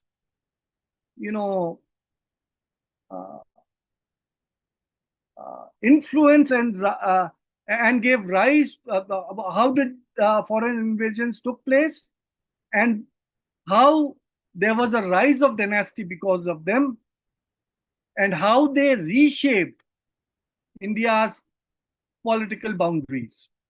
So the starting point is that there was in India, there was a society, there were a people who were known as Indians, and 13th century marks that now suddenly there were outsiders, foreigners who invaded, and the poor Indians had to cope with those invasions. This is the premise. Let me remind here that we are talking about a period when there was no concept of nation. There was no nationhood. And if there was no concept of nationhood, where was the question of foreigner or indigenous? Who was an Indian? Who was a foreigner? The very concept of nationhood started developing only during the 19th century. When nation was not there, it is at that time that our NCERT book is introducing to young minds that it was the period of foreign invasions. The second question, which is put up there, and children are being made available even before reading the chapter, what to expect. How did Indian society respond to these invasions? How did India's economy adapt during times of the entire Sultanate period is labeled as political instability. So conclusions are there. Before analyzing, there are certain, within inverted commas, facts, wrong mythical facts, which are put up as facts, which these students are supposed to be learning now. And the third question is, what impact did this period have on the lives of the people? As if, when all this killings in Ripine and whatnot, which has been discussed in the chapter, took place, how did the people cope with this? How did they preserve their religion per se? I mean, this is the basic premise on which this entire chapter in the textbook dealing with the medieval centuries is dealt with. Now, as I said, that throughout the chapter, only sketches which go to answer or corroborate these three questions which have been raised above. It is only answers to them that certain paragraphs which comprise this chapter deal with. For example, one thing which is asserted, foreign invaders is spread by a force of violence, and they came here to spread their own version of religion.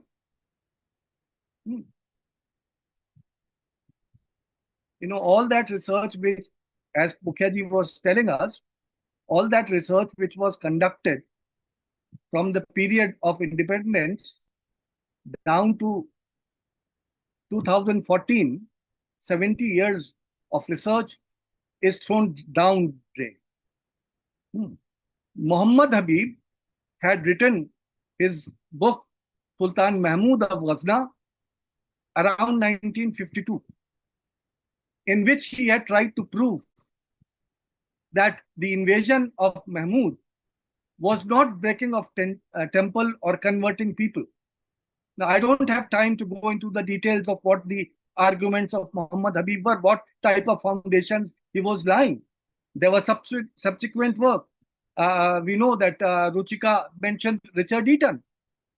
Richard Eaton's book on temple destruction in India during the medieval period. His perceptive articles on the same theme, which are there published in a journal. It's a pretty long article, which was developed into a book that is also, popularly available on the internet. If you Google search it, it was published long time back in the front line in 2 parts. You can still download it and read it.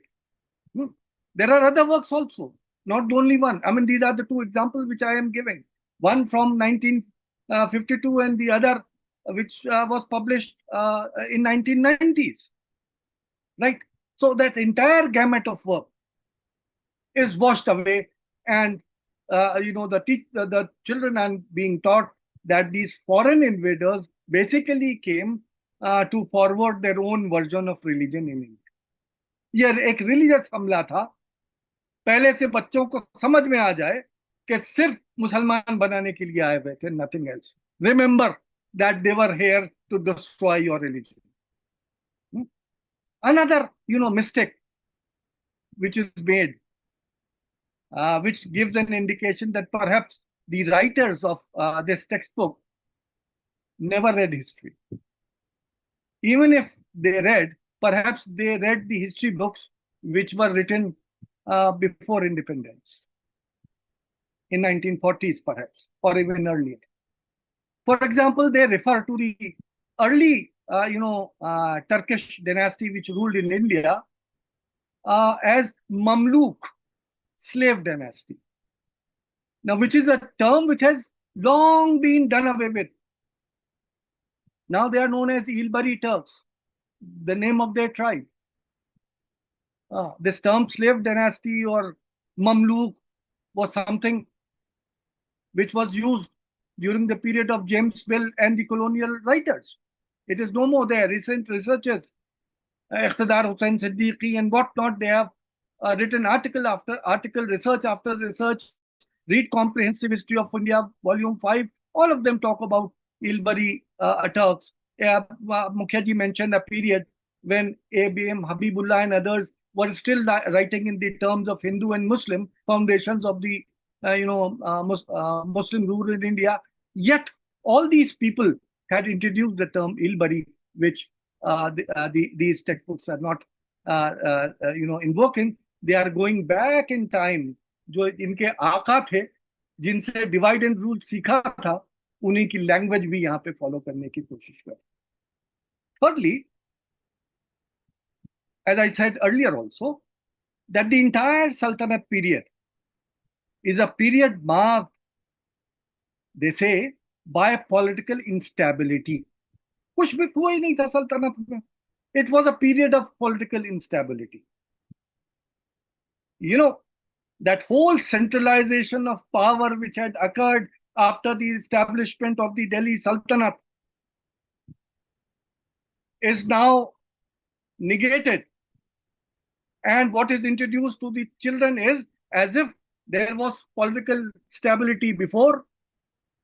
जो fragmented city states बनी हुई थी जिनको एक के बाद एक conquer करके महमूद ऑफ गजनी आया था, जो प्रोविंशियल लेवल की जो छोटी छोटी सी हुकूमतें बनी हुई थी जिनको एलबरी टर्क्स ने कॉन्कर किया था, they to them to the textbook writers of textbook were periods of stability, whereas when an entire half of the subcontinent, in fact by the Tughlaq period, most of the subcontinent had been joined together, that is labeled as the period of instability. Just the opposite of what was the fact is being inculcated in the young minds. And further, the textbook stresses that this period of political instability resulted in military campaigns which included raids on villages and cities, plunder, and of course, what else? Destruction of temples and, seats of learning. All those researches which had been done by D.N. Jha and others, pointing out who actually demolished Somnath is now stands negated, and every demolition of seats of learning, this is what is being invoked to. It was done by the sultans of the Delhi Sultanate, followed by another set of factual errors. This regards Alauddin Khilji. We know that Alauddin Khilji was one of the very important rulers of the Delhi Sultanate. The person who gave us the first standing army, the first one to come up with fiscal measures, the first one to think about agrarian measures, the first one to come up with market control measures, the first one who thought that everything should be priced at such a level that the people should not suffer. Remember that a few years back there was a movie which was made on Alauddin Khilji where he was portrayed as a savage. And all of us had jumped at the director of that movie and said, "Ke, kya bana rahe hain ye?" Perhaps he was being inspired, or is it that these people are being inspired by that movie maker? I don't know. But Alauddin, once again, here is being depicted in these textbooks to the young minds as a brute and nothing else.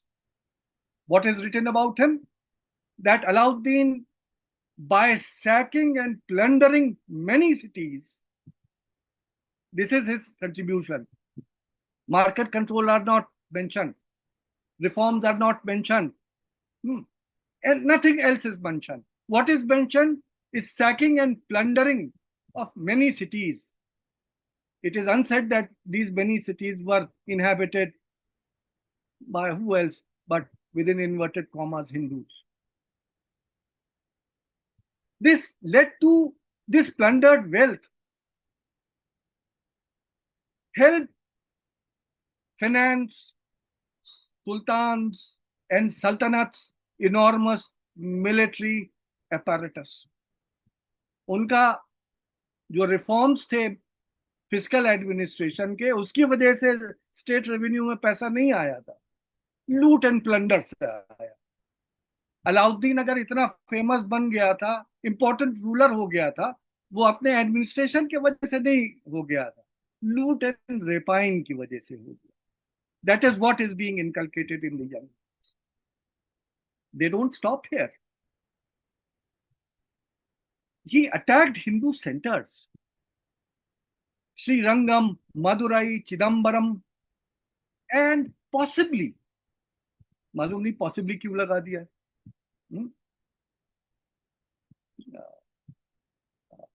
कौन सा डर था कि इसमें possibly लगा दिया, रामेश्वरम। कम से कम रामेश्वरम का नाम लेके ये तो बता दिया कि खलजी एम्पायर कहां तक फैली हुई थी।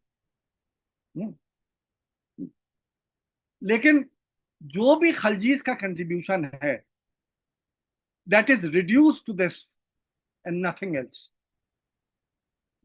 You know, from page 25 to 26, 2 pages devoted to this period, and this is the sum total of what they are going to teach the children. So as I said, Ikhta system has not been mentioned. No reference at all. एक जरा सा बस एक नाम दे दिया कि हाँ इख्ता इन्होंने किया था. What was it? How it led to the change? How it led to centralization? How it led to the fact that for 300 long years the Sultanate survived, basing on that? What type of, centripetal tendencies were developed because of the ikhtas? It is not told to the students. As far as the Tughlaq period is concerned, Muhammad Tughlaq is invoked, and help of half-truth. Among his measures, 2 are picked up: moving of his capital to Devgiri, and here it is stressed that it was renamed as Daulatabad. तो अगर आज हम इलाहाबाद को प्रयागराज कर रहे हैं तो कोई नया काम नहीं कर रहे हैं, होता चला आ रहा है. So, and it is a fact, no doubt. I mean, you just can't say that they are giving you a wrong story, but I am just telling how they are cherry picking what to tell and what not to tell. And very intelligently, Daulatabad or Devgiri is explained, a city near the present day Sambhaji Nagar. So, read it between the lines. I would ask, when they talk about moving the capital to Daulatabad, was it actually a transfer? Perhaps since the last 50 years or so, new researches have been done. And all those researches point out that there was no transfer of capital at all. The government of India's own archaeological projects go to prove that foundation of a new city at Delhi was taking place. अगर transfer हो चुका था, लोग वहां भेज दिए जा चुके थे, भेजने में वो सब बेचारे मर गए थे, परेशान हुए थे, तो यहाँ कौन आके रह रहा था? गौ माता.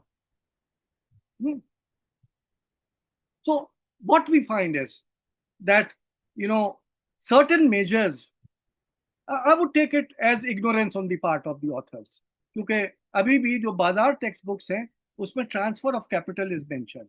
So perhaps they have not read it.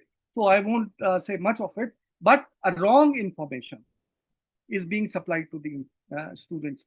The second project of Muhammad bin Tughlaq, which is discussed, is token currency. Yes, he launched token currency.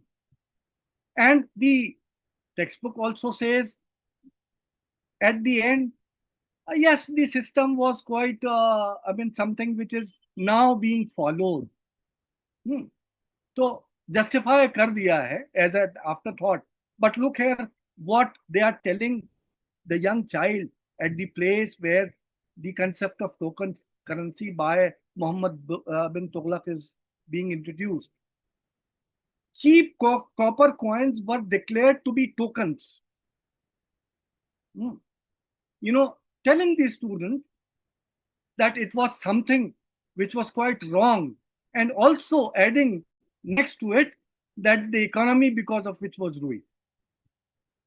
So the bad effects, but not the fact that a revolutionary step was being taken. The message should go. It was something which was just like demonetization. बाद में हुआ अच्छा था, लेकिन उस वक्त उसके ये प्रमाण अच्छे नहीं.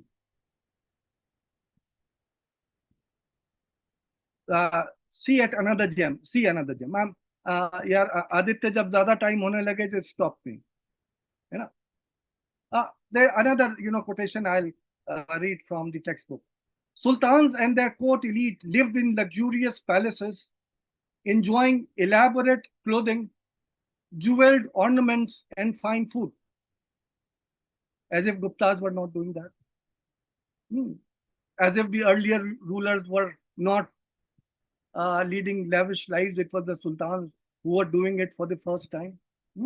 This wealth was largely derived from plunder from their military campaigns, taxes levied on common people and conquered regions, and engaging in slave trade. So even the developed economy is being condemned in the minds of the youngsters. Look at what type of attempt is being made.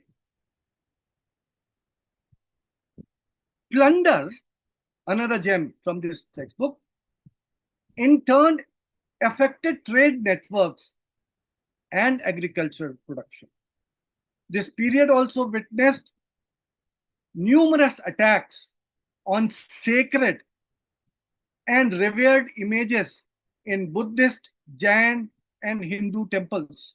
Such destruction motivated not only for plunder but also iconoclasm. Pick and choose in history, cherry picking.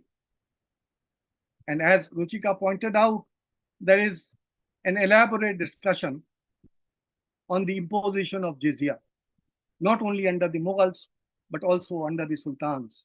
It was an economic burden and public humiliation and formed a financial and social incentive to convert.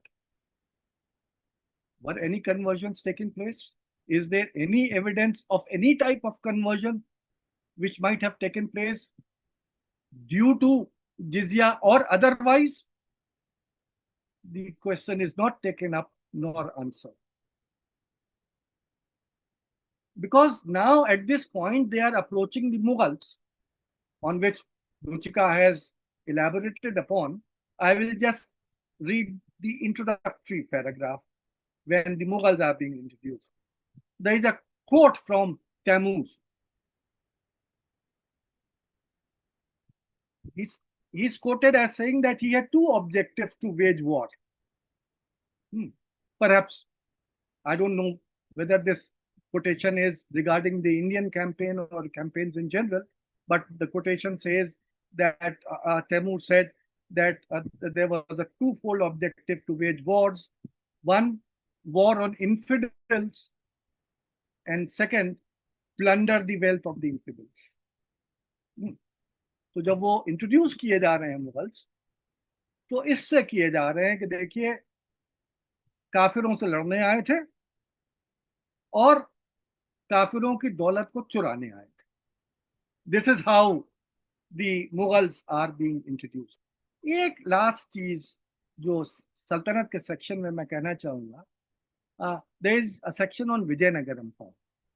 So we are told that Harihar and Bukka, the founders of Vijayanagar Empire, served as governors under Muhammad bin Tughlaq. Fact. अभी तक तो आप कह रहे थे सिर्फ मार धाड़ काट रिपाइन, सबको सब्जुकेट कर लिया, सबको रेजिस्टेंस हुआ, कैसे सुल्तानों को रेजिस्ट किया गया, कैसे मुगलों को रेजिस्ट किया गया, तो आगे आएगा। लेकिन यहाँ क्या बता रहे हैं? आप बता रहे हैं कि तुगलक के जो गवर्नर थे वो हरिहर और बुक्का थे। वर दे Muslims? They were not. You see, this fact is introduced, but the poor mind of the children, they are not going to comprehend what facts are being hidden for the period behind this. In 1565, at a time when Vijayanagar Empire was defeated, it was defeated by the Deccan Sultanates, the Muslim Sultanates of the Deccan, who formed the coalition to defeat Vijayanagar Empire. Most of its temples were destroyed during these attacks. So, her point पे, हर दूसरे paragraph में, there is nothing but talk about temple destruction and how the local indigenous, supposedly Hindu population was killed. Incidentally, it was the period when Mukhia ji would correct me, the Buddhists had disappeared by this time. The Buddhist temples which were being broken, Richard Eaton has ably shown that those destructions were not at the hands of any sultan. They were at the hands of the indigenous kings themselves, of the various dynasties, Vaishnavas, Shaivites, each converting the temple of the Kuldevta of the defeated one with the temple of his own Kuldevta. It was in that process that they had been defeated. But here the children are being told that Buddhist, Jain, and Hindu temples were being destroyed by these sultans of Delhi. Now there is much which is there, much more than what Ruchika discussed as far as the Mughals also are concerned. But perhaps I don't have time. It is already 8:30. I will just remind you that even under Aurangzeb, the finance minister was Raja Raghunath Rai. If under Akbar it was Todarmal, incidentally that reference is absent in the textbook. He is not being referred. The Todarmal ke reforms, his revolutionary revenue administration, they are not being introduced, not only being referred. What to talk about Raja Raghunath Rai, who was the finance minister of Aurangzeb? Look at the works of Satish Chandra, M. Athar Ali, and others. I'm not talking about Audrey Tushke at all. I'm just talking about two, basic primary historians who have, tabulated the works, the nobles of that period, especially Satish Chandra, the student M. Athar Ali, and how he has tried to show that the highest mansab of 8,000, it was a large number of Rajputs who were enjoying that mansab.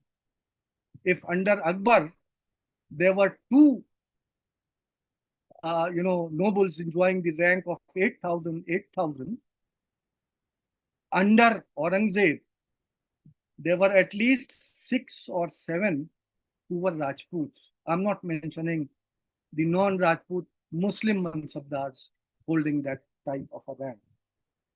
Remember that what we should have taught the students was the fact that one of the basic contributions of the Mughals was the creation of a cosmopolitan nobility. read about the Ottoman Empire, read about the Shaybani's Empire, Uzbek Khanate Empire, read about the Safavid Empire of Persia. All of them had nobles who belonged to their own people. If Ottomans and Uzbek Khanate Empire basically had Muslim within, inverted commas, Hanafi Sunni Muslim people who were in majority, the nobles. And if under the Safavids were Shia, they were all Iranians, mostly, Shiites, who were made part of the nobility from Akbar down to Aurangzeb. In fact, down to Bahadur Shah Zafar. What we find is that, the Mughal Empire, the Mughal emperor, in fact, should I say, presided over a nobility which comprised of all ethnicities, all racial groups, all religions, Armenians, Georgians, Turanis, Iranis, Rajputs, non-Rajput Hindus, Hanafis, Shafis, Shiites. You name a religion or an ethnic group, they were part of it. In fact, even people who belong to the lower castes, they were also part and parcel of the Mughal bureaucracy. And that was the beauty of the Mughal system, which sustained the Mughal Empire for such a long period of time. That is all missing from these textbooks, and incidentally, the children are not being, told about it. Just one last point, Aditya, I know I have taken much time, but सबने लिया है तो मैं भी थोड़ा सा ले लेता हूँ. And that is that when Ruchika, you were talking about temple destruction, तो मैं दो examples आपको दूंगा. There is an example from Kalinjar. I had surveyed the Kalinjar fort some time back, a few years back, a decade or so back. So naturally, before you go and survey something, you read the texts on them. You also read the epigraphs. It was a fort which was held by the non-Muslims, which was conquered by Sher Shah. In fact, Sher Shah lost his life during the conquest of Kalinjar. Within this fort, when Sher Shah died outside the ramparts, his son Islam Shah had become the king, and his crowning took place at Kalinjar fort. So hurriedly a mosque was built. An old building was reshaped into a mosque, and there an inscription was put up. It still survives, in which the source claim that Darul Harb was converted into Darul Islam. What this means is that all those idols and temples were broken, and now this mosque is being created and it is being converted into an Islamic site. But mark me, go to Kalinjar, it still has a dozen or so temples, some of them dating back to Gupta period, and with not a single chisel mark which is there on them. There is a big image of Kal Bhairav, a naked Kal Bhairav, with his sexual organ which is of immense size, intact, being mentioned by Abul Fazl in his history. He says that's a remarkable figure. And even when the Surs conquer it and claim that they have converted Darul Harb into Darul Islam, one of the most obnoxious things for Islam should have been this image. It is intact even till this. Nothing happened to it. So claims are there, but actualities are also there, which should be taken into account. Another example, the last example, which I'll give and stop, is something which Professor Mukhia and I both of us have witnessed. The Bir Chabili Tila, which was excavated by some of the officials of the ASI in the year 2000, in the hope of getting something to prove that Akbar built over an old Hindu town. This is, this was a mound which is outside the palatial complex at a distance. It was a mound which was actually besides the lake. It has nothing to do with, the palaces of Akbar. On top of that, before excavations, there were Mughal graves which had been built on top of that, meaning thereby that there was no memory of anything of related to iconoclasm buried within. Excavations took place. A temple was discovered. Number of, idols were found. Some Jain and some Vaishnavite. One Jain image, which was also, perhaps taken to be a deity by the Vaishnavites. It was a deity which was dual.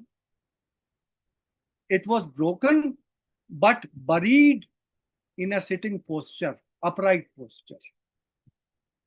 All the other Jain images, which had no relation with Jainism, were buried head down, topsy-turvy.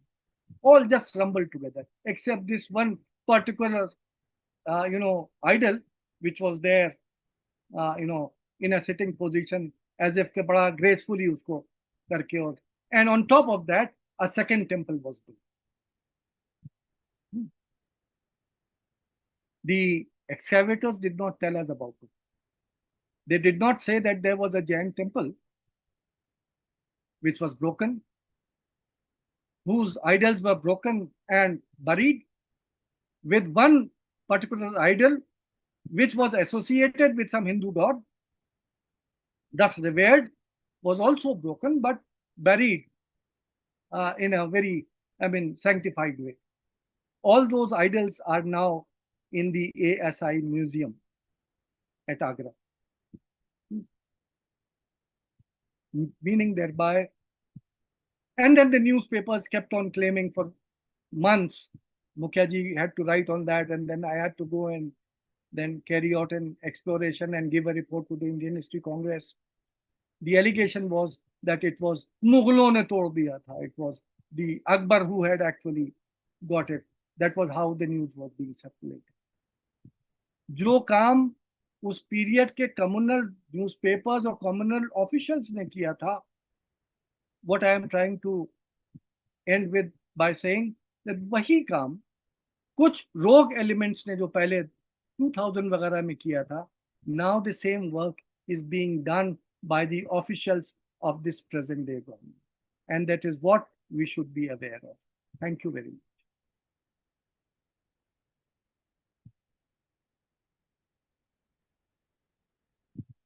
Thank you very much, sir.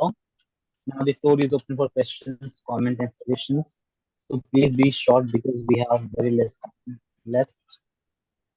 You may raise your hand and I'll get back to you. You can go ahead with the question. Yes, Riza, you can go ahead. Good evening, everyone. I'm Riza Asif and currently studying at Ramjas College, and this is my first year. So my question would be, if the justification for excluding particularly the Mughal history from NCERT textbooks is to avoid revisiting brutal or, as they say, divisive periods, then why is the emergency, that is an equally brutal and politically charged chapter of Indian democracy, according to the government, still retained into the curriculum? So what decides which pasts are too sensitive to teach and which are too necessary for, national reflection maybe? That would be all. The question is directed to whom, Reza? All right, I think she's not there. Any of the panelists can answer. Professor Mukhia, would you please answer first?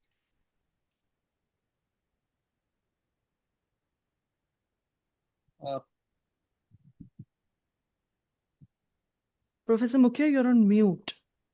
Okay. Can you please Yes. Yes, I heard question, and I don't know whether I am the best person to answer, but I think the question is a good question from a young student, and I think it really shows how selective the text is. It really shows that they want to pick up only those episodes which can be demonstrated as or depicted as brutality of the Muslims, Mughals, and Muslims in general. These are the episodes which constitute history. The other episodes of brutality, which Ruchika had gone into such details, these are not part of history.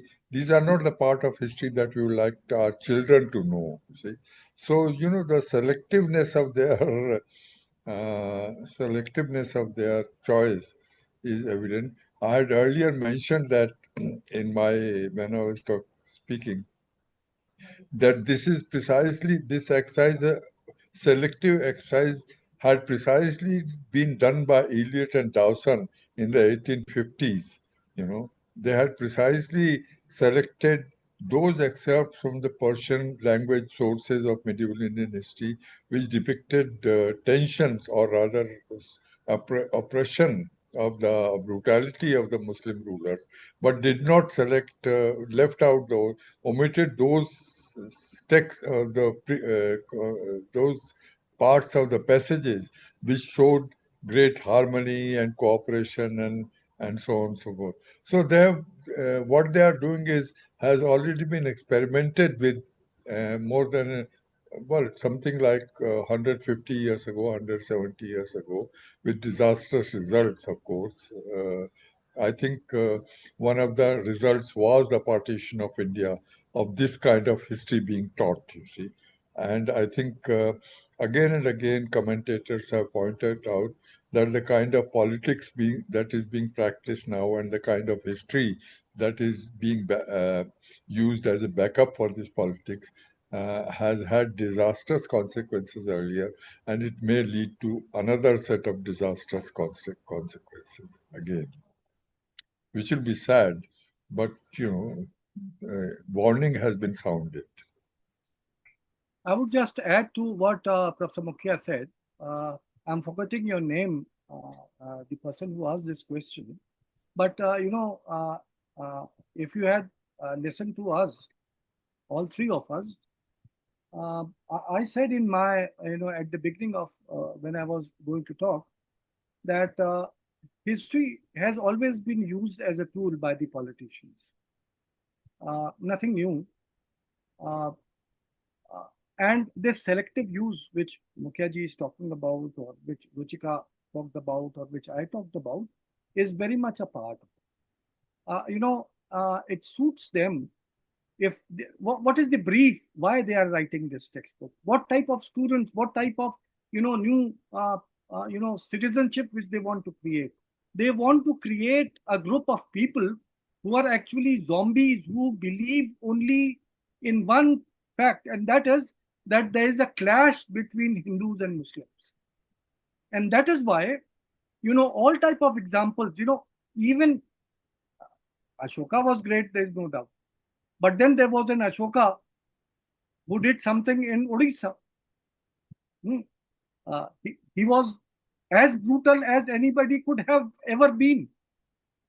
But then he was reformed and came up with Dhamma. So if you talk about only Ashoka as a brutal king, then you are doing injustice to your past. Because past is something which we have to accept fully, with all its negatives, with all its positives. What this present government is trying to do is that it is trying to just cherry pick all those facts which would show that there was a persecution of the non-Muslims. The taking up of examples of Indira Gandhi or the Congress is also aimed towards the same thing. They want to show that it is the Hindu Asabita which has always been in danger, whether by Akbar or by Nehru or by Gandhi. Remember that Gandhi's killer, there are temples which are being devoted to him, and this government is tolerating that. So you must be quite aware. I mean, it is not for us to answer why they are doing it. It is so obvious. Let me just add, something. You see, I had mentioned the partition of India as a consequence of what Eliot and Dawson had done and James Mill had done. If you ask the question, what led to the partition of India in 1947, it's the two-nation theory which led to the partition of India. Who was the author of this, creator or author of this two-nation theory? The steady answer would be Jinnah. The answer is Jinnah, yes, but there was also another gentleman called Savarkar, who had exactly the same notion of two-nation theory, and his notion of two-nation theory had preceded Jinnah. But that was not the only thing I wanted to bring to your notice.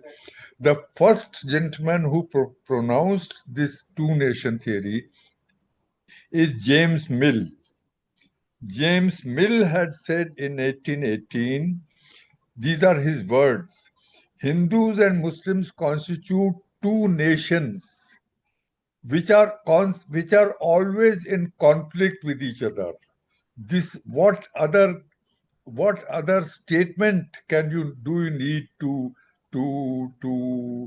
emphasize that two nation theory, constantly in conflict with each other, Hindus and Muslims, was a British creation, colonial creation? And that is what was picked up later on by Savarkar and Jinnah and led to the partition of India. And that is what we are warning our government against. You are again reinforcing that two nations, Hindus and Muslims, are constantly in conflict with each other. They are two separate entities altogether. Not one Indian entity, but two separate entities within India constantly. You are exactly repeating word for word what James Mill had taught us, and you want us to accept that as the history which we have rejected years and decades ago. Ma'am, if you have anything to add.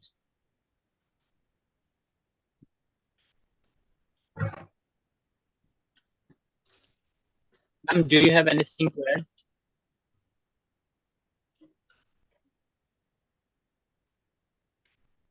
All right.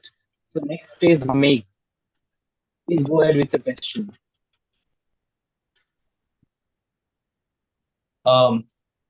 Good evening. Am I audible? Yes, you're audible. Go ahead.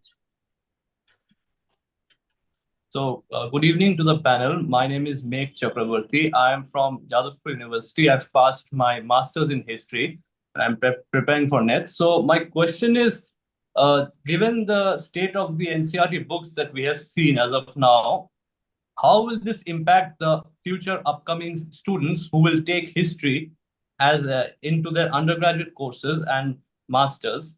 And secondly, I'm somewhat curious regarding this question, but I had also had to ask: is when we see these history books being manipulated, is it also because somewhere that the academic, often the academia is accused of being, the ivory tower, things like that. So is it also because there's some sort of a disconnect between like the academics who pursue history in a professional manner and the common people who like, is it like also a mistake on our part that we have not kept in touch?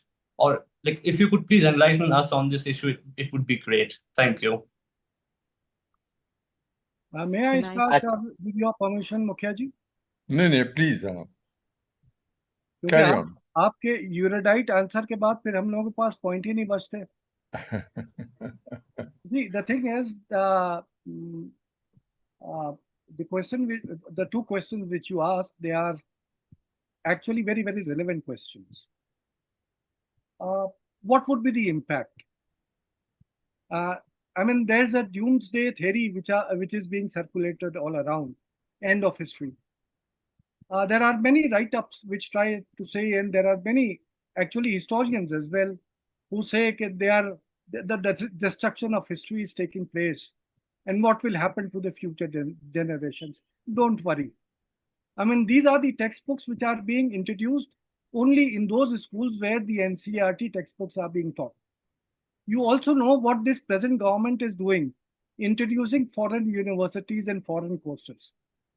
And outside the boundaries of India, everything is being taught. And perhaps at the moment, there was a time from 50s to 60s to early 70s when most of the important work was being done within the country by our spectacular historians. But since 90s or so, now most of the good work is coming out from outside the boundaries of the country. And there are people outside, some of them brilliant Indians who have taken admission there, who are learning the language of the primary sources and doing intensely very good work. So I hope that history per se would survive. Yes, there would be certain sections of the people, certain sections of the underprivileged students who would be affected for some time. But remember, no one has lasted forever. Alauddin वो आपके औरंगजेब ने जितना भी कर लिया होगा, but a day came when he died, and everything just changed. What happened under Muhammad Shah? As soon as, what to talk about Muhammad Shah? As soon as, Aurangzeb died, the new ruler who took up reversed the policies of Aurangzeb. And once again, what we erroneously call as Ganga Jamni Tehzeeb started percolating in India once again. So don't worry. It is only a matter of few years, and history would take care of itself. And these are the days of internet. Everything is freely available. जिस ज़माने में मुखिया जी पढ़ रहे थे और I was a student, we depended only on physical books and articles. बड़ी मुश्किल से मिलते थे पढ़ने के लिए. But these are the days when I just write to my daughter that such and such book has been published and I'm not getting it. She makes it available to me within minutes. So, facts can never be hidden, and everything will be all right. As far as your second question is concerned, I think great disservice has been done by certain WhatsApp historians and certain people who are very active and popular. I would not hesitate to take a name. He is a highly respected person. He has written very good books and articles, but unfortunately it was he who circulated this, thesis of a senior historian sitting in ivory towers, and there being a disconnect. मुखिया जी लिखेंगे, इरफान हबीब समझेंगे. इरफान हबीब लिखेंगे, मुखिया जी समझेंगे. That is what is being told to us. But my dear student, have you forgotten the works of R.S. Sharma, Satish Chandra, Romila Thapar, and a host of others? All these were very great names of their time. And all of them wrote history textbooks. Some of them wrote textbook for class 6. Others wrote for class 8. Some wrote for class 11, 12. Arjun Dev, have you forgotten about him? You say that you are preparing for the IAS. You still read those books, which were written by the senior most historians of that period of time. Where was the disconnect? They were the people not giving high-fi theories in these textbooks. Bipan Chandra and R.S. Sharma, in fact, they accumulated very intense theories into a single 1 or 2 sentence so that these students might understand. in recent years, the book which Mukhia ji has written on the Mughals, how is it intense? You have seen the book, The Mughals, written by Professor Irfan Habib, published by NBT series. What else do you want? I mean, this is just a canard which is being circulated to discredit the so-called left historians. And it is said that because they were lethargic enough not to do their homework properly, that now WhatsApp groups and Hindutva have taken up. It is not the fact. It is also one of the misdirected, the falsehoods which is being circulated by the WhatsApp groups. Unfortunately, supported by some big banner names amongst us. And as I said, I would not hesitate to take the name. William Dalrymple is such a big name. If he says something, people listen. And it is his dialogue which you are reporting. Perhaps he should be reminded of all those textbooks which had been written in the past, written by great historians for the children. आज की जो text book लिखी गई है, just tell me one name whom you can recognize as a historian. Those books which were disbanded around 2003 were all written by known historians. All those books which are now being replaced by this trash, they were written by scholars like Najaf Haidar, Farhat Hassan, whatnot. I mean, all the big banner names are there. They were all established historians of their time. Naturally, मुखिया जी से बहुत junior मेरे contemporary है वो सब, लेकिन अब हम लोग सीनियर्स में आते हैं, है ना? So ऐसा नहीं है. ये this is all a canard which is being spread. There is no truth in that. If I could just add to what Professor Rezavi said, two things. I don't think it's a destruction of history, because rest assured, it's been now 76 years and the so-called right wing hasn't produced a proper historian. All these ideas of sati was a Western construct or caste is a Western construct is being circulated by people who are not historians. They are lawyers, they are, economists, they are political scientists, but they have no expertise in history, no qualification in history. So there hasn't really been a book on history or a paper on history actually written by a proper right-wing historian who knows historical methodology or who's done. So I don't think it's a destruction of academic history at all.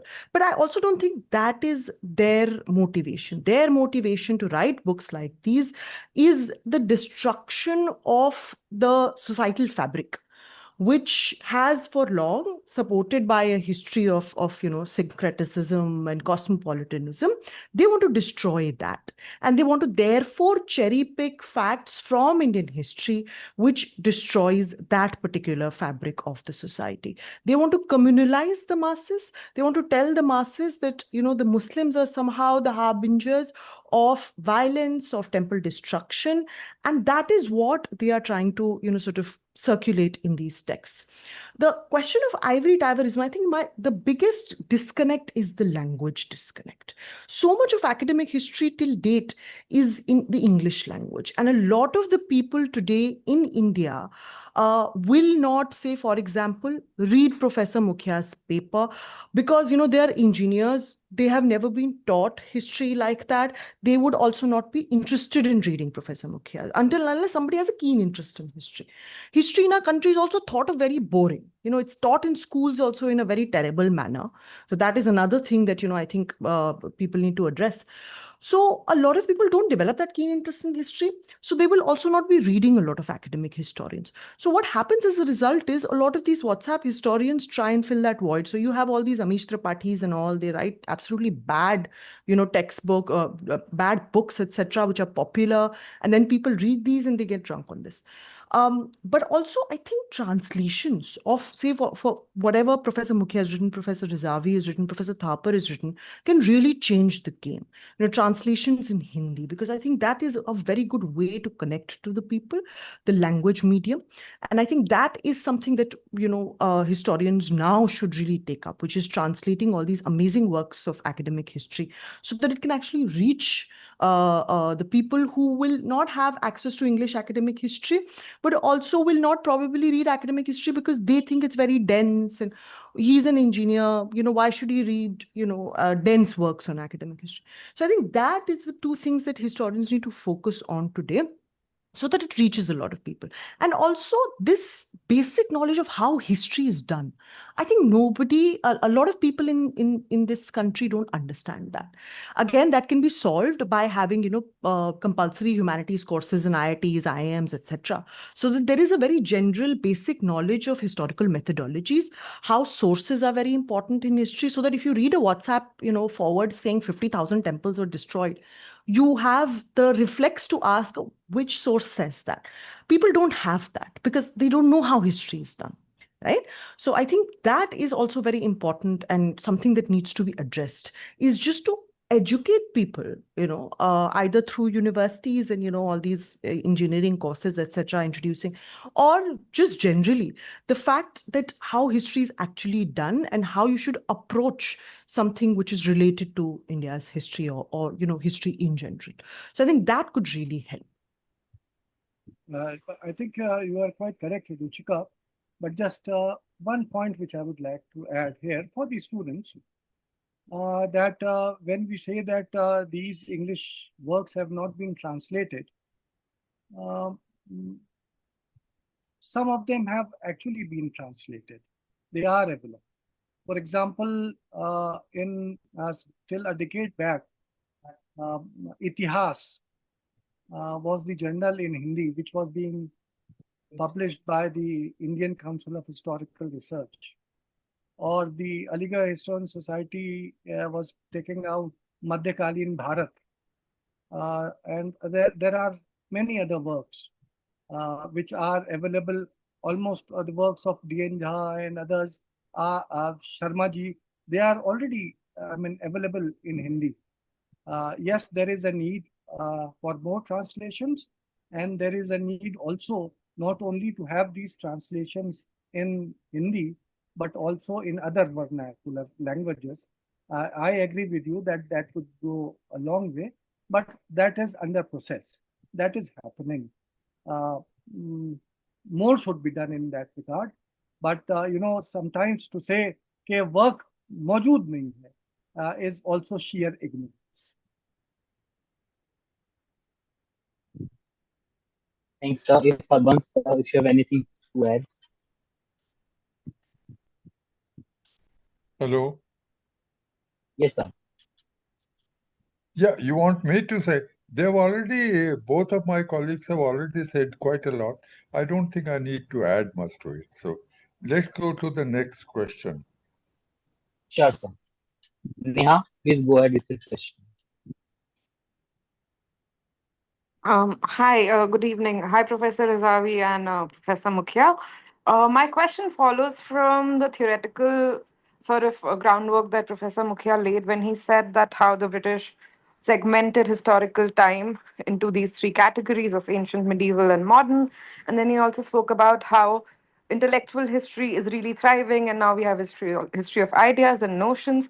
So, following from that, we also have this idea of early modern, which is majorly rejected or not really spoken about within select Indian academic circles. Forget the NCERT, where we club 13th to 18th century under the umbrella of medieval. So, would it not be helpful and fruitful to also bring in this idea into conversations? Because then it also changes the framework from just the great men history tradition that is largely followed even in textbooks and makes history very insular. Would not that framing not help us to look beyond these men and what they were doing and look at histories of continuities and ruptures? And that would, I mean, hopefully that would also seep down into the NCRT textbook writing at some point, though I know it's too much to ask for. But even within academic circles, we shy away from using that phrase. So I was just thinking, what are your thoughts about the category of the early modern with regard to the Mughals? Well, number one, the category of early modern has been used for quite some time for medieval India. It's usually early modern for Mughals starts with Akbar, or particularly later part of Akbar, and goes on. So it has been used for the last, by academic historians by now, I think more than 10, 15 years, 15 years. I mean, David Washbrook, I think, was one historian who talked of early modern India. Burton Stein picked it up and talked about early modern India.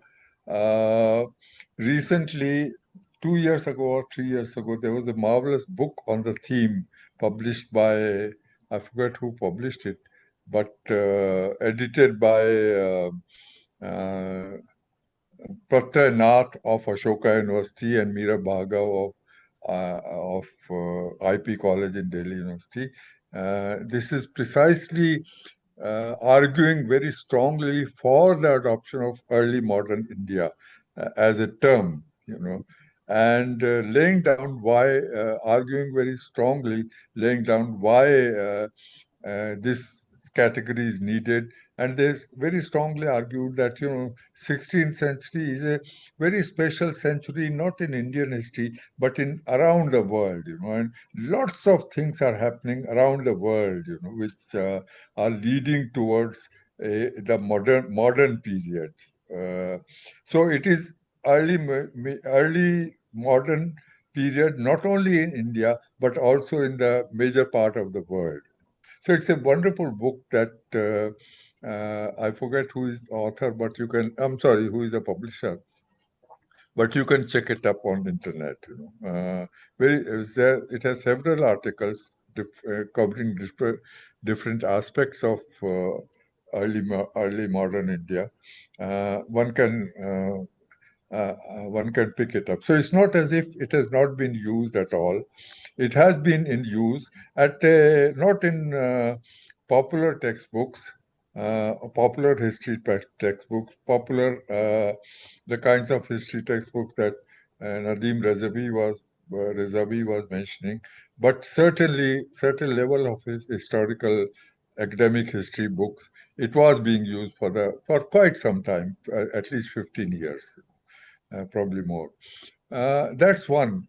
The second, you haven't asked that question, so let me pick it up myself, is that, the very notion of periodization is under questioning now, whether history can at all be divided into ancient, medieval, modern, ancient, early medieval, early modern, postmodern, etc., can at all be divided into that, and not a minor historian like myself, but a major historian like Jacques Lagoff, colossal historian. One of his last books was precisely titled, "Do we need tranches of history? Do we need to divide history into tranches or periods?" See? And some of my colleagues, we are probably, I am one of the editors of the Medieval History Journal, published by Sage Publication. Now it's in the 30th year. 29th, 30th year. We have not succeeded yet. We have been planning to hold a major international conference on the notion of periodization, not early modern, postmodern, pre-modern, etc., etc. Periodization itself, the notion of periodization. So we have been planning and there are various aspects of this notion of periodization which we want to explore in a very major international conference. I hope we'll succeed in holding this conference during my lifetime, but if not, my other colleagues, I'm sure will carry on with it. So, the very notion of periodization, irrespective of early modern and etc., is under stress now, is being questioned now, and very legitimately being questioned. You see? I often ask, and I'm one of the votaries of this questioning, and I asked, let me put a question to you. We have had ancient India, ancient period, medieval period, modern period. Modern period par excellence is, let's say, 18th, 19th, 20th century, 21st century. These are fabulously, absolutely, unquestionably modern period. Let's and it began literally from 1688 onwards, but let's say 17th century onwards, where historical time was divided into three. Let's ask ourselves, we are in the 21st century. In the 23rd century, will this modern period, 18th, 19th, 20th century, 21st century, will it really be modern then? Will the historians of 23rd century consider our modern period really modern? Very unlikely. Will they consider it medieval? No, that's absurd.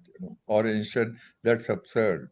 So what will it be? What will be the today's modern period be in the 23rd century? Nobody can answer it. But what I'm suggesting is that just as the notion of periodization arose in Europe at a particular period of time, and I had earlier talked about first you establish rationality of the modern period, then you establish the irrationality of the. So that was the context in which the establishment of rationality and irrationality, that was the context. So in Europe it arose in a particular province of the world, namely Europe, and it arose at a particular period of time, 17th century, 18th century, 19th century onward.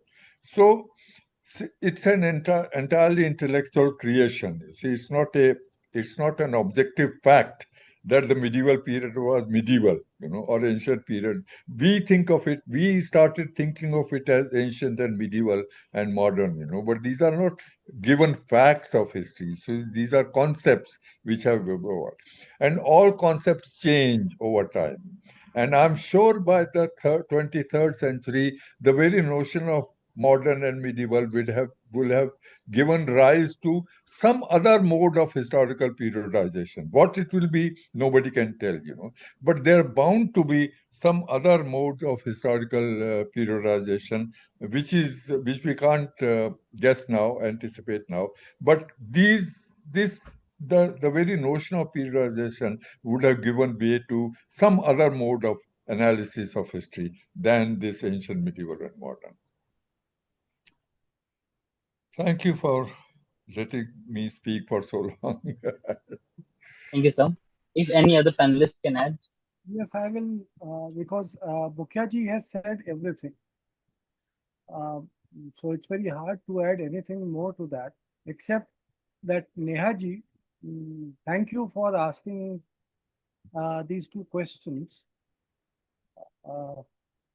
I agree with you that yes, there is a need, even before what Mukhia ji is suggesting, that a time would come when the nomenclature would change. But even before that, there is a serious need that we should start reconsidering whether medieval or whether Mughal period is medieval or not. At many universities, it is being taken to be a pre-modern period, at least. This book that I mentioned is questioning that, the medieval part of the Mughal period. Is questioning that. Right.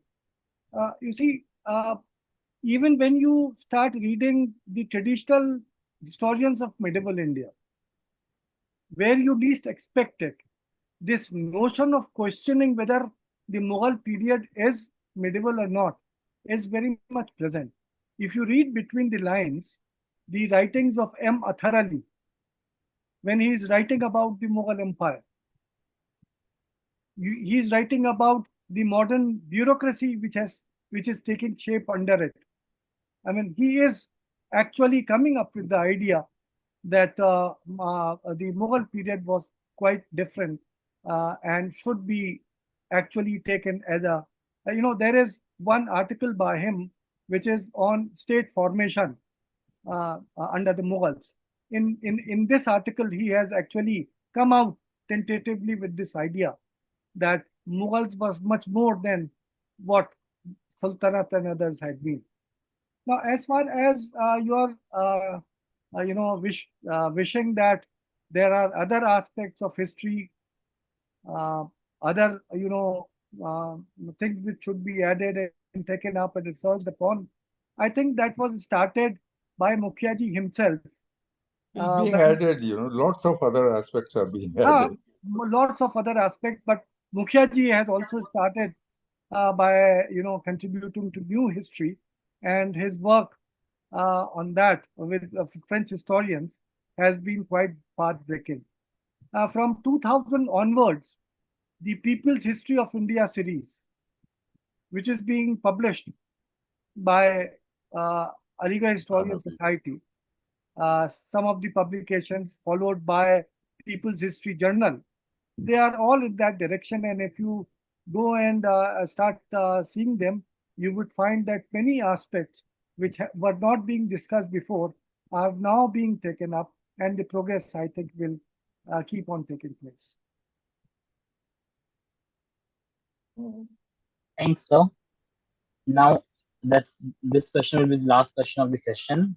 Having been seen at the time, Riaz, you can go ahead with your question. Hello. Can a very old man take leave of you now? Yes, sir, please. Yes. Please, I'd like to leave now. It was a pleasure to have you, sir. Sorry? It was a pleasure to have you amongst us. Thank you. Thank you. I would second what Professor Rezavi is saying. I think I learned so much by listening to you, Professor Mukhia. Very kind of you. Always learn from you, sir. Keep it up. Okay. Goodbye. Thank you very much, sir. Goodbye. Have your question, please. Yes, Riaz, go ahead with your question. Am I audible? Yes. Yes, you're audible. Yes, sir. Thank you for all you, sir. You have been a great thing for me, and I thank you for my life. And here I'm concerning that I myself am a left wing, and I'm confident that I can say that here, which is an educational discussion here, not a political one, and no one would be any prejudiced on me because I'm a left wing. I'm a history student. That's all matter. And later back, I'm really concerned about the changes that have been made in NCERT because the major history parts, which is one we have discussed here, the Mughal period, and also the assassination of Gandhi, and which the authorities said we don't have to teach our students about tragedies or conflict. At the same time, when we talk about the Gujarat riot, the conflict, they said the same, that we don't have to teach our students about conflict. And I'm deeply concerned that this might be, I'm not uploading anything to the government or authorities or NCERT government, but in the statement that the signature of concern, the Rumila Thapar, Ubender Singh, and Irfan Habib, and Mridula Mukherjee, all of those historians or authorized historians have raised concern about this change. And I'm also, first of all, I'm not uploading, I'm not a politician on this, but I'm having a deep doubt. There might be some prejudices, or there might be some movement behind our backs, behind the historians, to manipulate, especially in the circle of current political concern, which has been moving at quite a not in a direct move, but in many ways we are seeing some of the conflict between left wing and right wing in many cases, especially after the citizen amendment bill, I think. And my question is, as a historian, do anyone of you think that what I think, that there might be some movement to back the communalist or the agenda in the NCERT for teachings. Can you repeat your question? I didn't get it. I think he has left the meeting. So he has left the meeting. Well, what, I could understand his worry, which all of us are worried. So we share his concerns, but unfortunately, I couldn't follow the question which he was trying to ask. So when I don't follow the question, how can I answer? If I could just add, Professor Rezavi, I think what he was trying to ask is, do we see the changes in the NCERT in this larger project to communalize history and just generally, spread communalism in the society for vote bank politics, which is why I think he brought the Citizenship Amendment Bill as well. I think I would certainly speak for myself, and I think Professor Rezavi also agrees that it is part of this larger project only, which is why such, absolutely garbage NCERT textbooks are being produced, which have a lot of communal rhetoric, a lot of selection of, just those facts which bolster that communal rhetoric, and completely ignoring decades of academic research on history. I'll just say that there is only and only communal rhetoric and nothing else in the name of history in these textbooks. So whatever is happening at the moment, the changing of the textbooks is very much a part of it. I totally agree with you, Ruchika. And not only, I mean, this is one way of dividing the people, but also a way of demonizing an entire set of people in view of majoritarian politics, which they are trying to do. Yes, very much history is being used as a tool for that. And yes, it's a worry. Thank you very much, everyone, for joining. I'm really grateful for both of the panelists and Harbans as well. Thanks a lot.